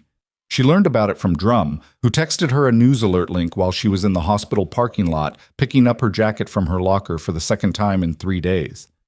She sat in the truck and read it on her phone. The headline, "Defense Team for Suspended Officer Claims Federal Investigation, Corrupted by Witness with Conflict of Interest." The filing argued that Olivia's cooperation with the federal task force, specifically her participation in the active investigation that morning at Meridian Bridge, constituted an irregular expansion of her role that compromised the evidentiary integrity of the original Westbridge timeline. In plain language, Pierce's attorneys were arguing that by helping find the second bomb, Olivia had made herself look heroic in a way that would bias any jury's assessment of whether Pierce had been wrong to handcuff her in the first place. She read it twice. Then she called Wills. "I saw it," he said. "Is it going to work?" "It's creative," he said. "It's not going to work. The Westbridge timeline is documented independently. Body camera, witness statements, the device itself. What happened this morning at Meridian is a separate matter with its own record. The 2 timelines are distinct, and the cooperation agreement was fully documented before this morning's operation. Pierce's team is trying to create noise in front of a judge, and judges in federal proceedings are experienced with noise." "But it puts my name in the press," she said. "Yes," he said. It does. She thought about that. The specific discomfort of being public when she'd built her entire post-service life around being the opposite of public. The Veterans Integration Program at Westbridge, the apartment on the 3rd floor, the dog, the small reconstructed version of ordinary. My name is already in the press, she said. Yes, he said. It is. And if I don't respond to this filing, the federal response will be filed by our legal team, not by you personally. You don't have to say anything publicly. You don't have to do anything except let the documentation speak. She looked at her hands. The truck cab in the late afternoon, the hospital behind her, the city spreading out in every direction around a building that was trying to get back to the business of keeping people alive.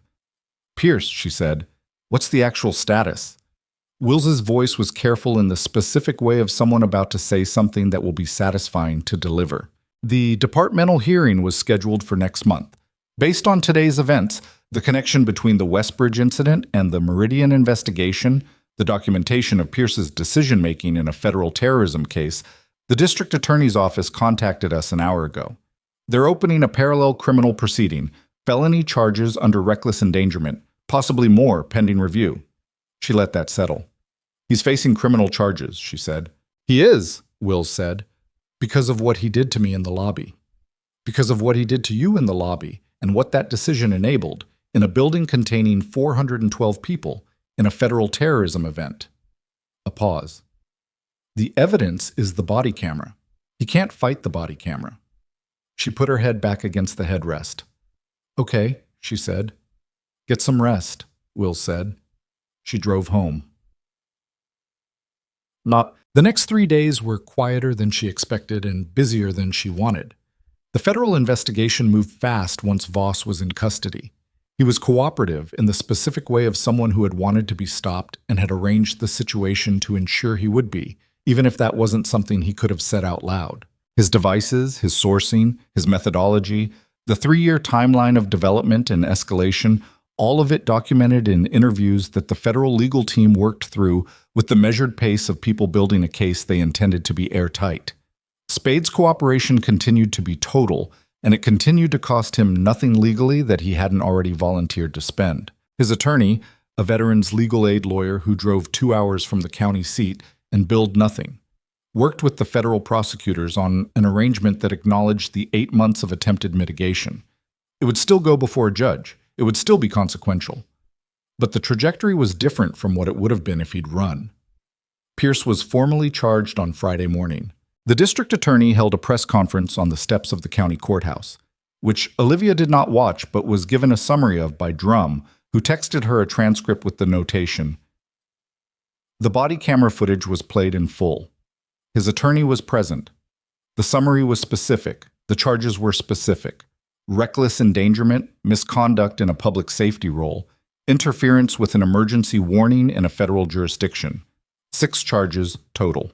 The DA named each one in the press conference, and each one corresponded to a timestamp in the body camera record. The dismissal, the handcuffing, the second dismissal, the laugh, the block on Olivia's warning reaching the room, the decision to maintain the arrest while the timer ran. The laugh was timestamp 4. The federal supervisor's line from the parking lot, "You arrested the person trying to save this hospital," was quoted in the DA's statement. Pierce had no comment. His union rep, reached by a reporter outside the courthouse, said they would respond in due course through appropriate legal channels, which was the institutional language of people who had looked at the body camera footage and understood that due course would be very short. Dr. Karen Miles, the hospital's security chief, was placed on administrative leave pending a separate departmental review. Webb had initiated that one himself, ahead of the board's instruction, which Drum included in her summary with the notation, self-initiated. First time that's happened in this type of proceeding at this hospital. Dr. Marcus Webb made a public statement on Thursday that was different from the institutional acknowledgments Olivia had learned to read as performance. He'd written it himself. She could tell because it had the specific voice of someone writing without legal polish, the slightly uneven sentences of a person trying to be accurate rather than strategic. He named her. He named Rex. He described what they'd done in language that was specific and concrete and didn't reach for heroism vocabulary because the facts were heroic enough without it. She read it once. She didn't read it again. It made her uncomfortable in a way she couldn't fully locate. Not because it was wrong, but because it put her in a version of the story where her face was the frame, and she'd always found that particular version of things harder to carry than the one where she was just solving the problem. Rex, predictably, had no opinion about public statements. He ate his meals, completed his morning run with her, and slept in his usual spot beside the bed, with the complete equanimity of an animal whose relationship to consequence was entirely present tense. She returned to work on Thursday. The lobby was normal, or the version of normal that follows an abnormal thing, which is a slightly heightened ordinariness, people making eye contact in the particular way they do when they've shared something and are still working out how to carry it in daily proximity.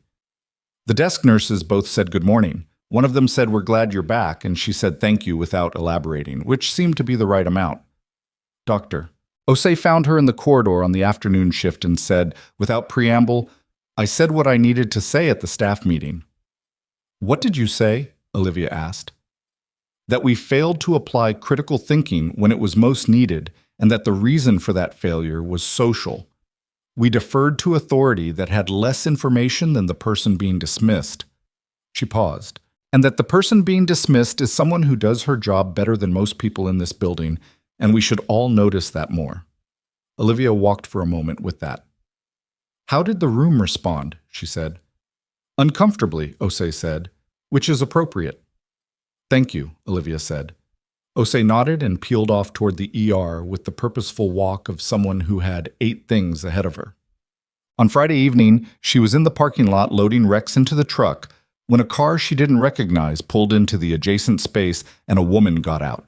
The mother from the West Bridge lobby, the one she'd seen in the north parking lot on the night of the evacuation, the one who'd put her hand on Rex's head while her daughter slept against her shoulder. She was alone this time. She looked like she'd been looking for a parking spot for a while. "I wanted to bring something," the woman said, "but I didn't know what you'd want, so I just came." Olivia closed the truck door. "How's your daughter?" she said. "She's fine. She doesn't fully understand what happened. She thinks Rex is a movie dog." A pause. "I've been trying to figure out what to say to you for 3 days." Olivia waited. "I know you were doing your job," the woman said. "I know that's what people keep saying, and it's true. But I keep thinking—" She stopped, started again, and when she did, her voice was different, stripped of the careful construction. "My daughter was there. She was sitting 5 feet from that thing. And you—" She stopped again. "You would have done the same thing," Olivia said. "I don't know that. You pulled her against you the moment you heard an alarm. You did it before you even knew what the alarm was." Olivia looked at her. "That's the same thing." The woman looked at her for a moment. "I just wanted you to know," she said. "That I know." Olivia nodded. The woman turned back toward the hospital entrance, moving with the purposeful walk of someone who has done the thing they came to do. Olivia watched her go. Then she got in the truck and sat for a moment with the engine off, her hands on the wheel. Rex shifted in his crate and settled. The parking lot. The ordinary end of an ordinary shift in a hospital that was working its way back toward ordinary. The kind of institutional rebalancing that takes weeks and never fully completes because things that happen in buildings stay in buildings in some form, embedded in the way people move through the corridors and where their eyes go. Her phone buzzed. Will's. She answered. "I need you to come to the federal office tomorrow morning," he said. 9 o'clock. His voice was different from the previous calls. Not alarmed, not procedural, but with something underneath it she couldn't immediately categorize. "Why?" she said. "There's someone here who needs to speak with you." A pause. Someone connected to Voss, not as a suspect, as a witness. Another pause, and this one was longer, weighted in a way she recognized as the pause before information that changes the picture. Olivia, the person calling in the anonymous tips, the voice on the Denton City tape. It wasn't Spade. She sat very still. "Spade confirmed this himself an hour ago," Wills said. "He wasn't the one making the calls. He didn't know who was." The tape. The 17 seconds. Don't let them get hurt. Who was it? She said. A woman named Dara Voss, Will said. Emmett Voss's daughter. She's 23 years old and she's been trying to stop her father for 8 months. And she has documentation, text messages, photographs, locations that she's been collecting and that she's willing to hand over. Another pause. She's also the one who told us where Voss was this morning. The call that led to his detention. That was her. Olivia looked through the windshield at the hospital building. The building she'd tried to save. The building that had tried to remove her. The building that was now, slowly, with the uneven rhythm of a place reckoning with itself, trying to reconcile those two things. She's been carrying this alone for 8 months, Olivia said. Yes, Will said, while her father built devices in hospitals. Yes. She thought about what that was. Not as an abstraction, as a specific weight, a specific duration. 8 months of knowing something is happening and being too close to it to find a clean way out and too decent to look away. I'll be there at 9, she said. She started the truck. The radio came on, something she didn't recognize, a country station, which she never listened to but didn't change. The voice on it was a woman's, singing something she couldn't quite make out through the truck speaker quality, and she drove with it anyway, heading back toward her apartment through the Raven Falls evening. She didn't see the sedan parked on the side street 2 blocks from her building until she'd already passed it. She checked the rearview mirror. Gray. Same make as the morning surveillance car. She drove another block watching the mirror. It pulled out. It was following her. She didn't speed up. That was the first decision, the one that determined everything after it. The instinct was to accelerate, to put distance between herself and the gray sedan. But instinct in a vehicle is how you end up in a ditch or a collision or a situation you can't manage. And she'd learned a long time ago that the people who panicked in vehicles were the ones who stopped thinking and started reacting. She drove at the same speed. She took the next right, a residential street she knew, and watched the mirror. The sedan took the right. She took a left. The sedan followed, staying 2 car lengths back, close enough to maintain her, far enough to maintain deniability. She called Will's one-handed, phone on speaker on the passenger seat. He picked up on the second ring. I have a tail, she said. Gray sedan, same make as this morning, residential area 3 blocks from my building. 2 occupants. A pause. Plate? Partial. 247, county registration. I can't get the last 3 from this angle. She heard him moving, footsteps, a door, something in the background that sounded like a radio being keyed. Don't go home, he said. Drive to the Crestline field office. There's a 24-hour security presence. I'll have someone meet you.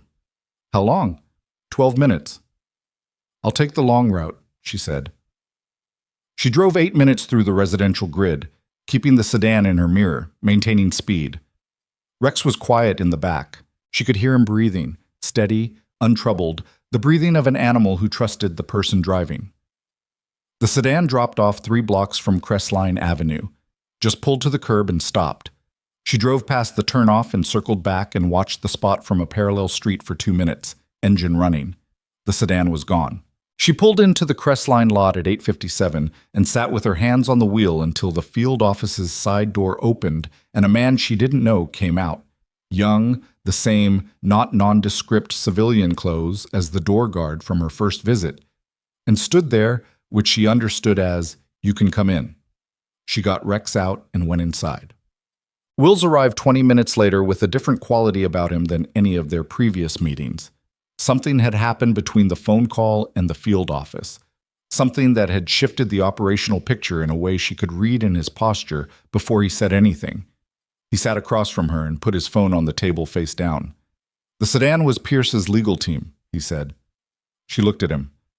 Private investigators, he said. Licensed, operating within the legal bounds of what a defense team can do in an active proceeding.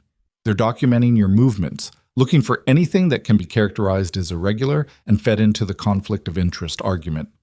They're watching me, she said. They've been watching you since Tuesday, he said. We flagged it today because they were more visible than they've been. The county surveillance this morning that I told you was county.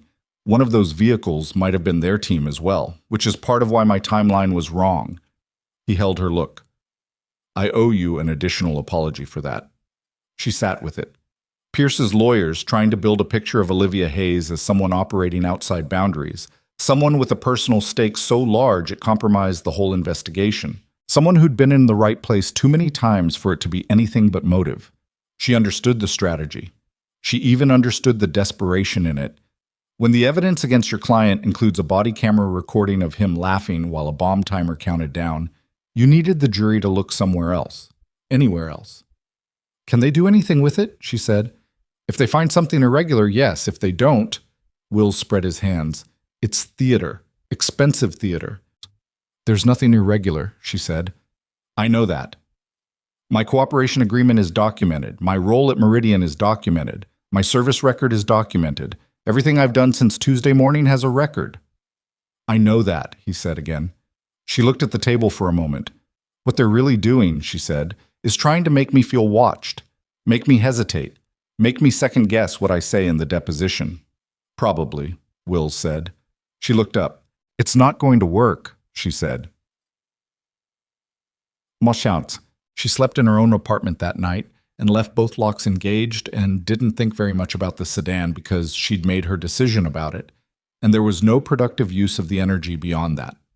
At 9 the next morning, she was in the conference room at the Crestline field office when Dara Voss came in. She was younger than Olivia expected, though Wills had said 23, and she'd heard him say it. It was something about how she held herself.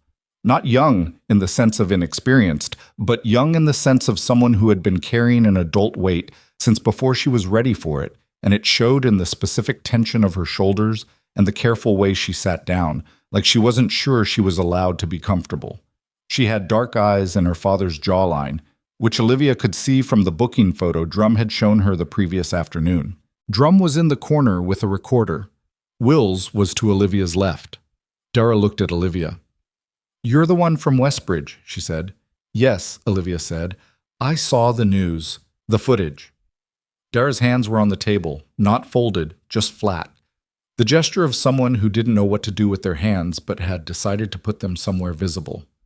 "I almost called in the Westbridge device, but he moved the location and I didn't know about the change until—" She stopped. "Until the news." "But you called in the ones you knew about," Olivia said. "I called in everyone I knew about." Her voice had a conviction in it that was different from the rest of her presentation. Everything else was uncertain, the posture and the hands and the way she'd entered the room. But that sentence came out clean. "I couldn't stop him. I tried to stop him. I couldn't." Olivia looked at her across the table. She was thinking about what it meant to know something terrible was happening and not be able to produce a clean solution to it. The weight of partial information and divided loyalty, and the specific terror of a situation where every available action seemed to create a different kind of damage. She'd been in situations like that. Not the same, but adjacent. "Tell me about the documentation you collected," she said. Not because she was running the interview, Wills was, but because Dara was looking at her and the question needed to come from somewhere that would land. Dara reached into the bag she'd brought and put a folder on the table. Thick, tabbed.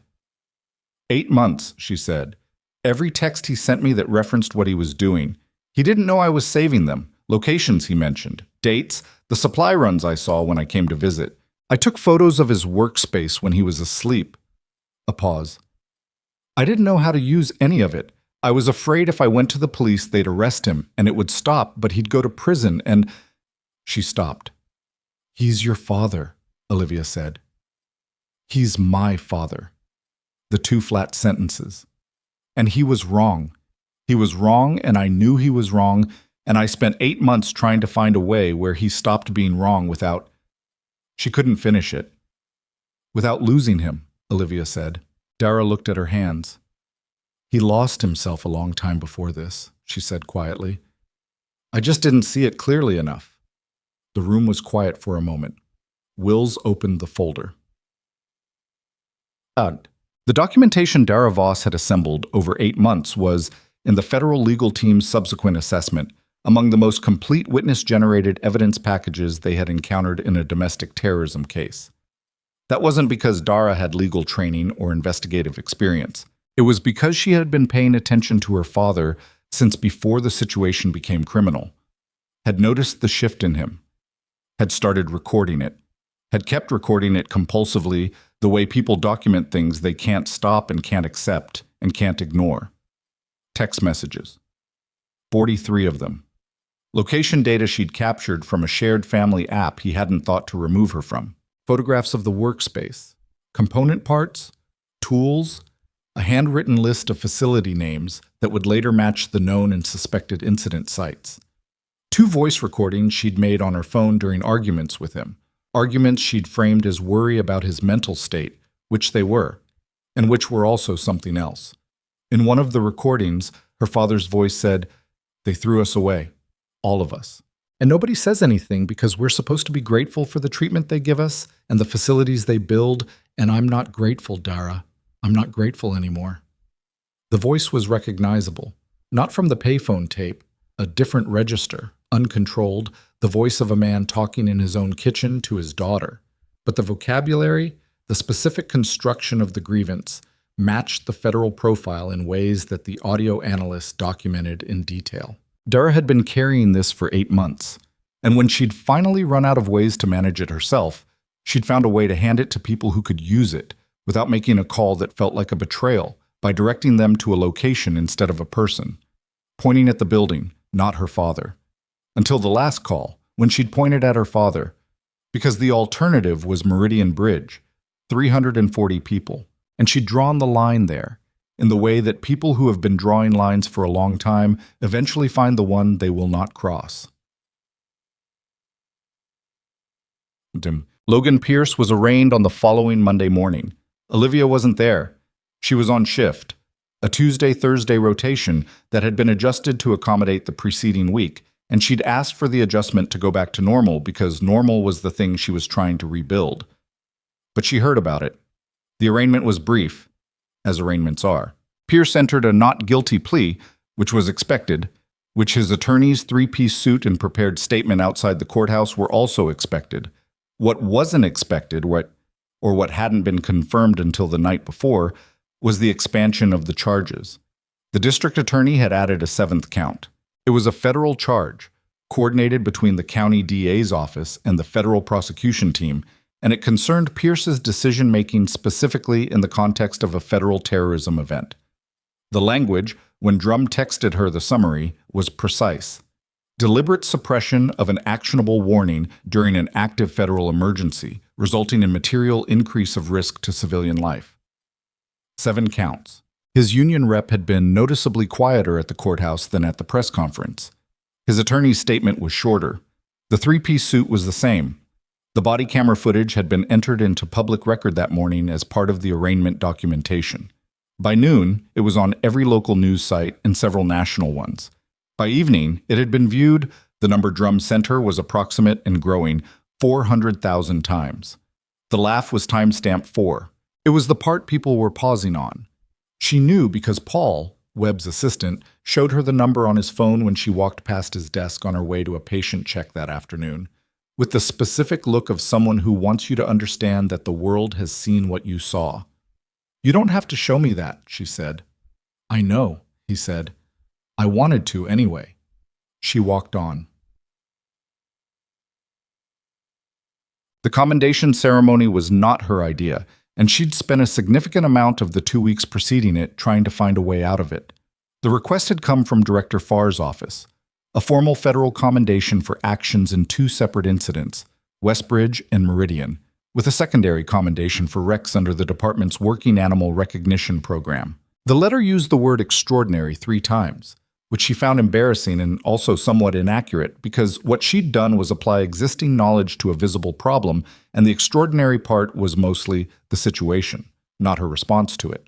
She'd said this to Wills, who'd said that was exactly the kind of thing people said before they attended their commendation ceremonies. She'd said it to Webb, who'd said the ceremony mattered less for her than for the institution, that Westbridge needed to publicly acknowledge what had happened, what they'd gotten wrong, and what had made the difference. She'd thought about that for several days. She went. The lobby of Westbridge Medical Center on a Thursday morning looked the same as it always did and completely different, which was probably something to do with the chairs arranged in rows and the federal and hospital administrators at the front and the staff who'd come in on their off hours to be present, filling the space with a weight it didn't usually have. The desk was the same desk.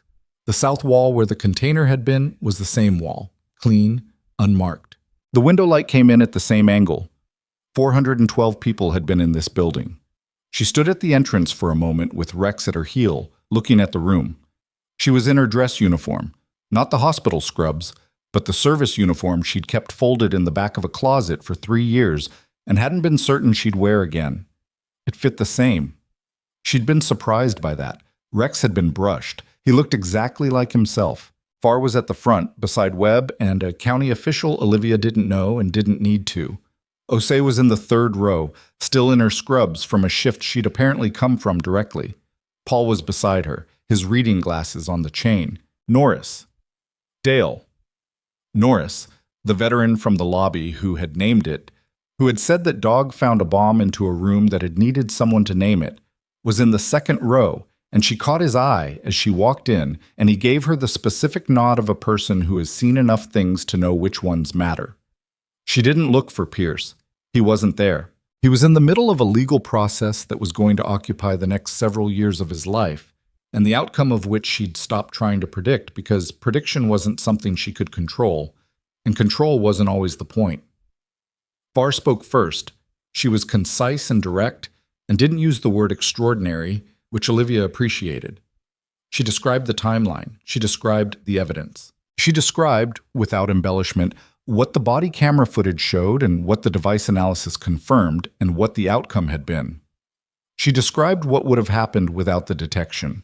She let that sit for a moment in the room, which was the right thing to do, not performing grief, not manufacturing weight, just letting the actual reality of the actual outcomes settle into the people present. Then she looked at Olivia. What Nurse Hayes did on Tuesday morning was not complicated, Farr said. She applied her training. She trusted her partner. She insisted on being heard in a room that had decided not to hear her. A pause. The complicated part is that she had to insist at all. Olivia stood still. We can talk about systemic failure, and we should, and that conversation is ongoing in the appropriate channels, Farr continued. But right now, what I want to do is acknowledge that when it mattered most, one person in this room refused to be dismissed, and because she refused, 412 people went home. Someone in the rows started clapping. It spread. She'd been in rooms where applause was performative, the social reflex of people obligated to respond, and she'd been in rooms where it was genuine, and this was the second kind. She could tell by the quality of it, the way it didn't build and peak and taper in the managed rhythm of organized recognition, but was instead immediate and slightly ragged and came from multiple places at once. People who had been in the building and people who had heard about it, and people who worked here every day and were working something out about themselves through the sound they were making. She stood with it. Rex sat beside her. He didn't react to the noise. Working dogs are socialized for noise. But she felt his weight against her leg, which he'd done in the locker room when the adrenaline ran out, and she let him. Farr presented the commendation documents. She shook Olivia's hand with the directness of someone who means a handshake to be a handshake. For Rex, Farr crouched down, actually crouched, in her federal supervisor's suit on the lobby floor of Westbridge Medical Center, and affixed a small medal to his working collar with the careful hands of someone who understood what she was decorating.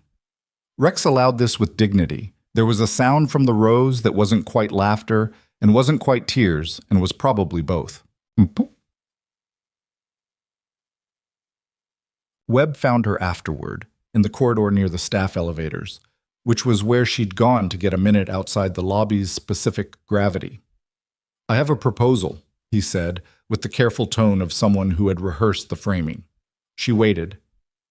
We've been discussing expanding the Veterans Integration Program, he said, not just the support animal component, a broader initiative, veteran transition support, peer navigation, connections between military medical experience and civilian clinical work. He paused. I'd like you to help design it, as an advisor, a paid position structured around your nursing schedule. She looked at him. You're serious, she said. Completely. She thought about the mother in the parking lot who hadn't known what to say. She thought about Dara Voss, 23 years old, carrying 8 months of impossible documentation because she couldn't find a clean way to give it to anyone. She thought about Norris in the second row, a veteran who'd recognized a K9 alert in a room full of people who hadn't, because nobody had taught them to. She thought about what it meant to be the only person in a room who could see a thing clearly, and how much of that was training, and how much was circumstance, and how much was just the specific accumulation of things you'd been through that made you different from the people around you. Not better, just differently equipped, and what you did with that equipment when it mattered. "I'd need to see the proposal in writing," she said. "I'll have it to you by Monday," he said. She nodded. He started to go, then stopped. "For what it's worth," he said, "I think you're going to change what this hospital is, not because of this week, because of how you do your job every day you're here." She held that. "Get Paul to send me the proposal," she said. He smiled, which was the first time she'd seen him do it, and went back toward the lobby. She was almost to the staff parking entrance when she heard her name. She turned. It was the charge nurse from the elevator, the one who'd argued during the evacuation, the one she'd never actually spoken to directly about any of it.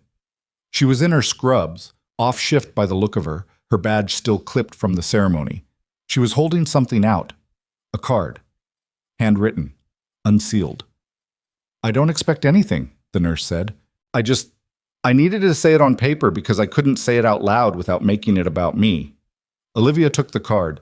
She didn't read it there. She put it in her jacket pocket. "Thank you," she said. The nurse nodded and went the other way. Possum. She sat in the truck for a while before she started it. The ceremony, the handshake, the crowd, Webb's proposal. Norris's nod. The sound of 400 people clapping in a room where she'd once stood in handcuffs and told them to move and been laughed at. She read the card.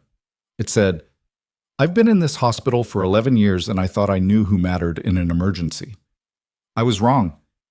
I'm trying to be less wrong. That was all." She put it back in her pocket. Rex shifted in his crate.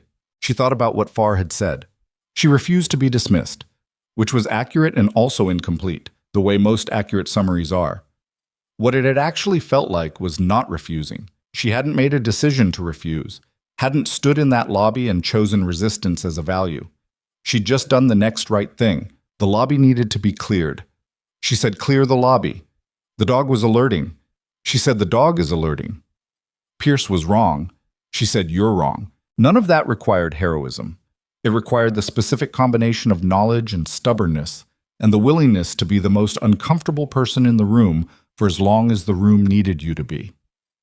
She'd had all three, not by choice exactly, by accumulation, by 6 years and 3 deployments, and the specific education of being in enough situations where being right and being believed were two completely different things. You couldn't always fix the gap between them.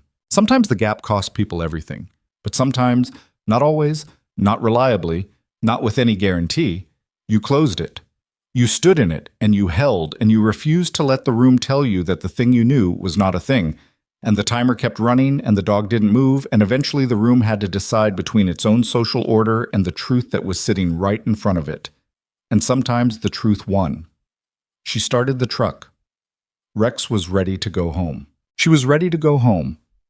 The city spread out in front of her in the early afternoon light, ordinary and continuous, doing the things cities do, moving forward, carrying its cargo of people who were going somewhere, and people who were trying to figure out where, and people who were just running late. All of it indifferent to what had happened in the week preceding, because the city didn't know about the timer or the laugh or the handcuffs or the parking lot. Raven Falls. She'd picked it off a map. She pulled out of the lot. She thought about what she'd learned in the past week, which was nothing she hadn't already known and everything she'd needed to be reminded of. That the people who get dismissed are not always wrong. That the people with the badges are not always right. That the gap between those two facts is where the most important decisions get made, not in the clear moments, but in the unclear ones, when the authority figure is laughing and the clock is running, and you have to decide whether to keep saying the thing even when the room has decided not to hear it. You keep saying it, that's all. You keep saying it, and you make your dog comfortable, and you do the next right thing with the knowledge you have, and you don't wait for the room to give you permission to be competent, because the room will not give you permission. The room will give you handcuffs and dismissal, and the public performance of your own irrelevance, And you will stand in that, and you will say the dog is alerting, and you will mean it.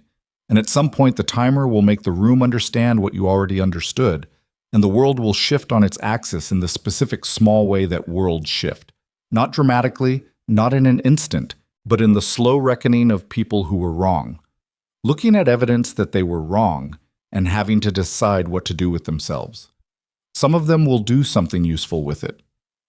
The charge nurse's card was in her pocket. Some of them will be less wrong. It wasn't a happy ending in the clean sense.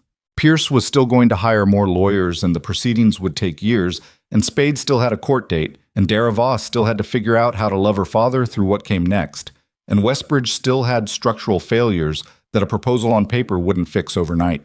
But 412 people had gone home, and the device at Meridian had never gone off.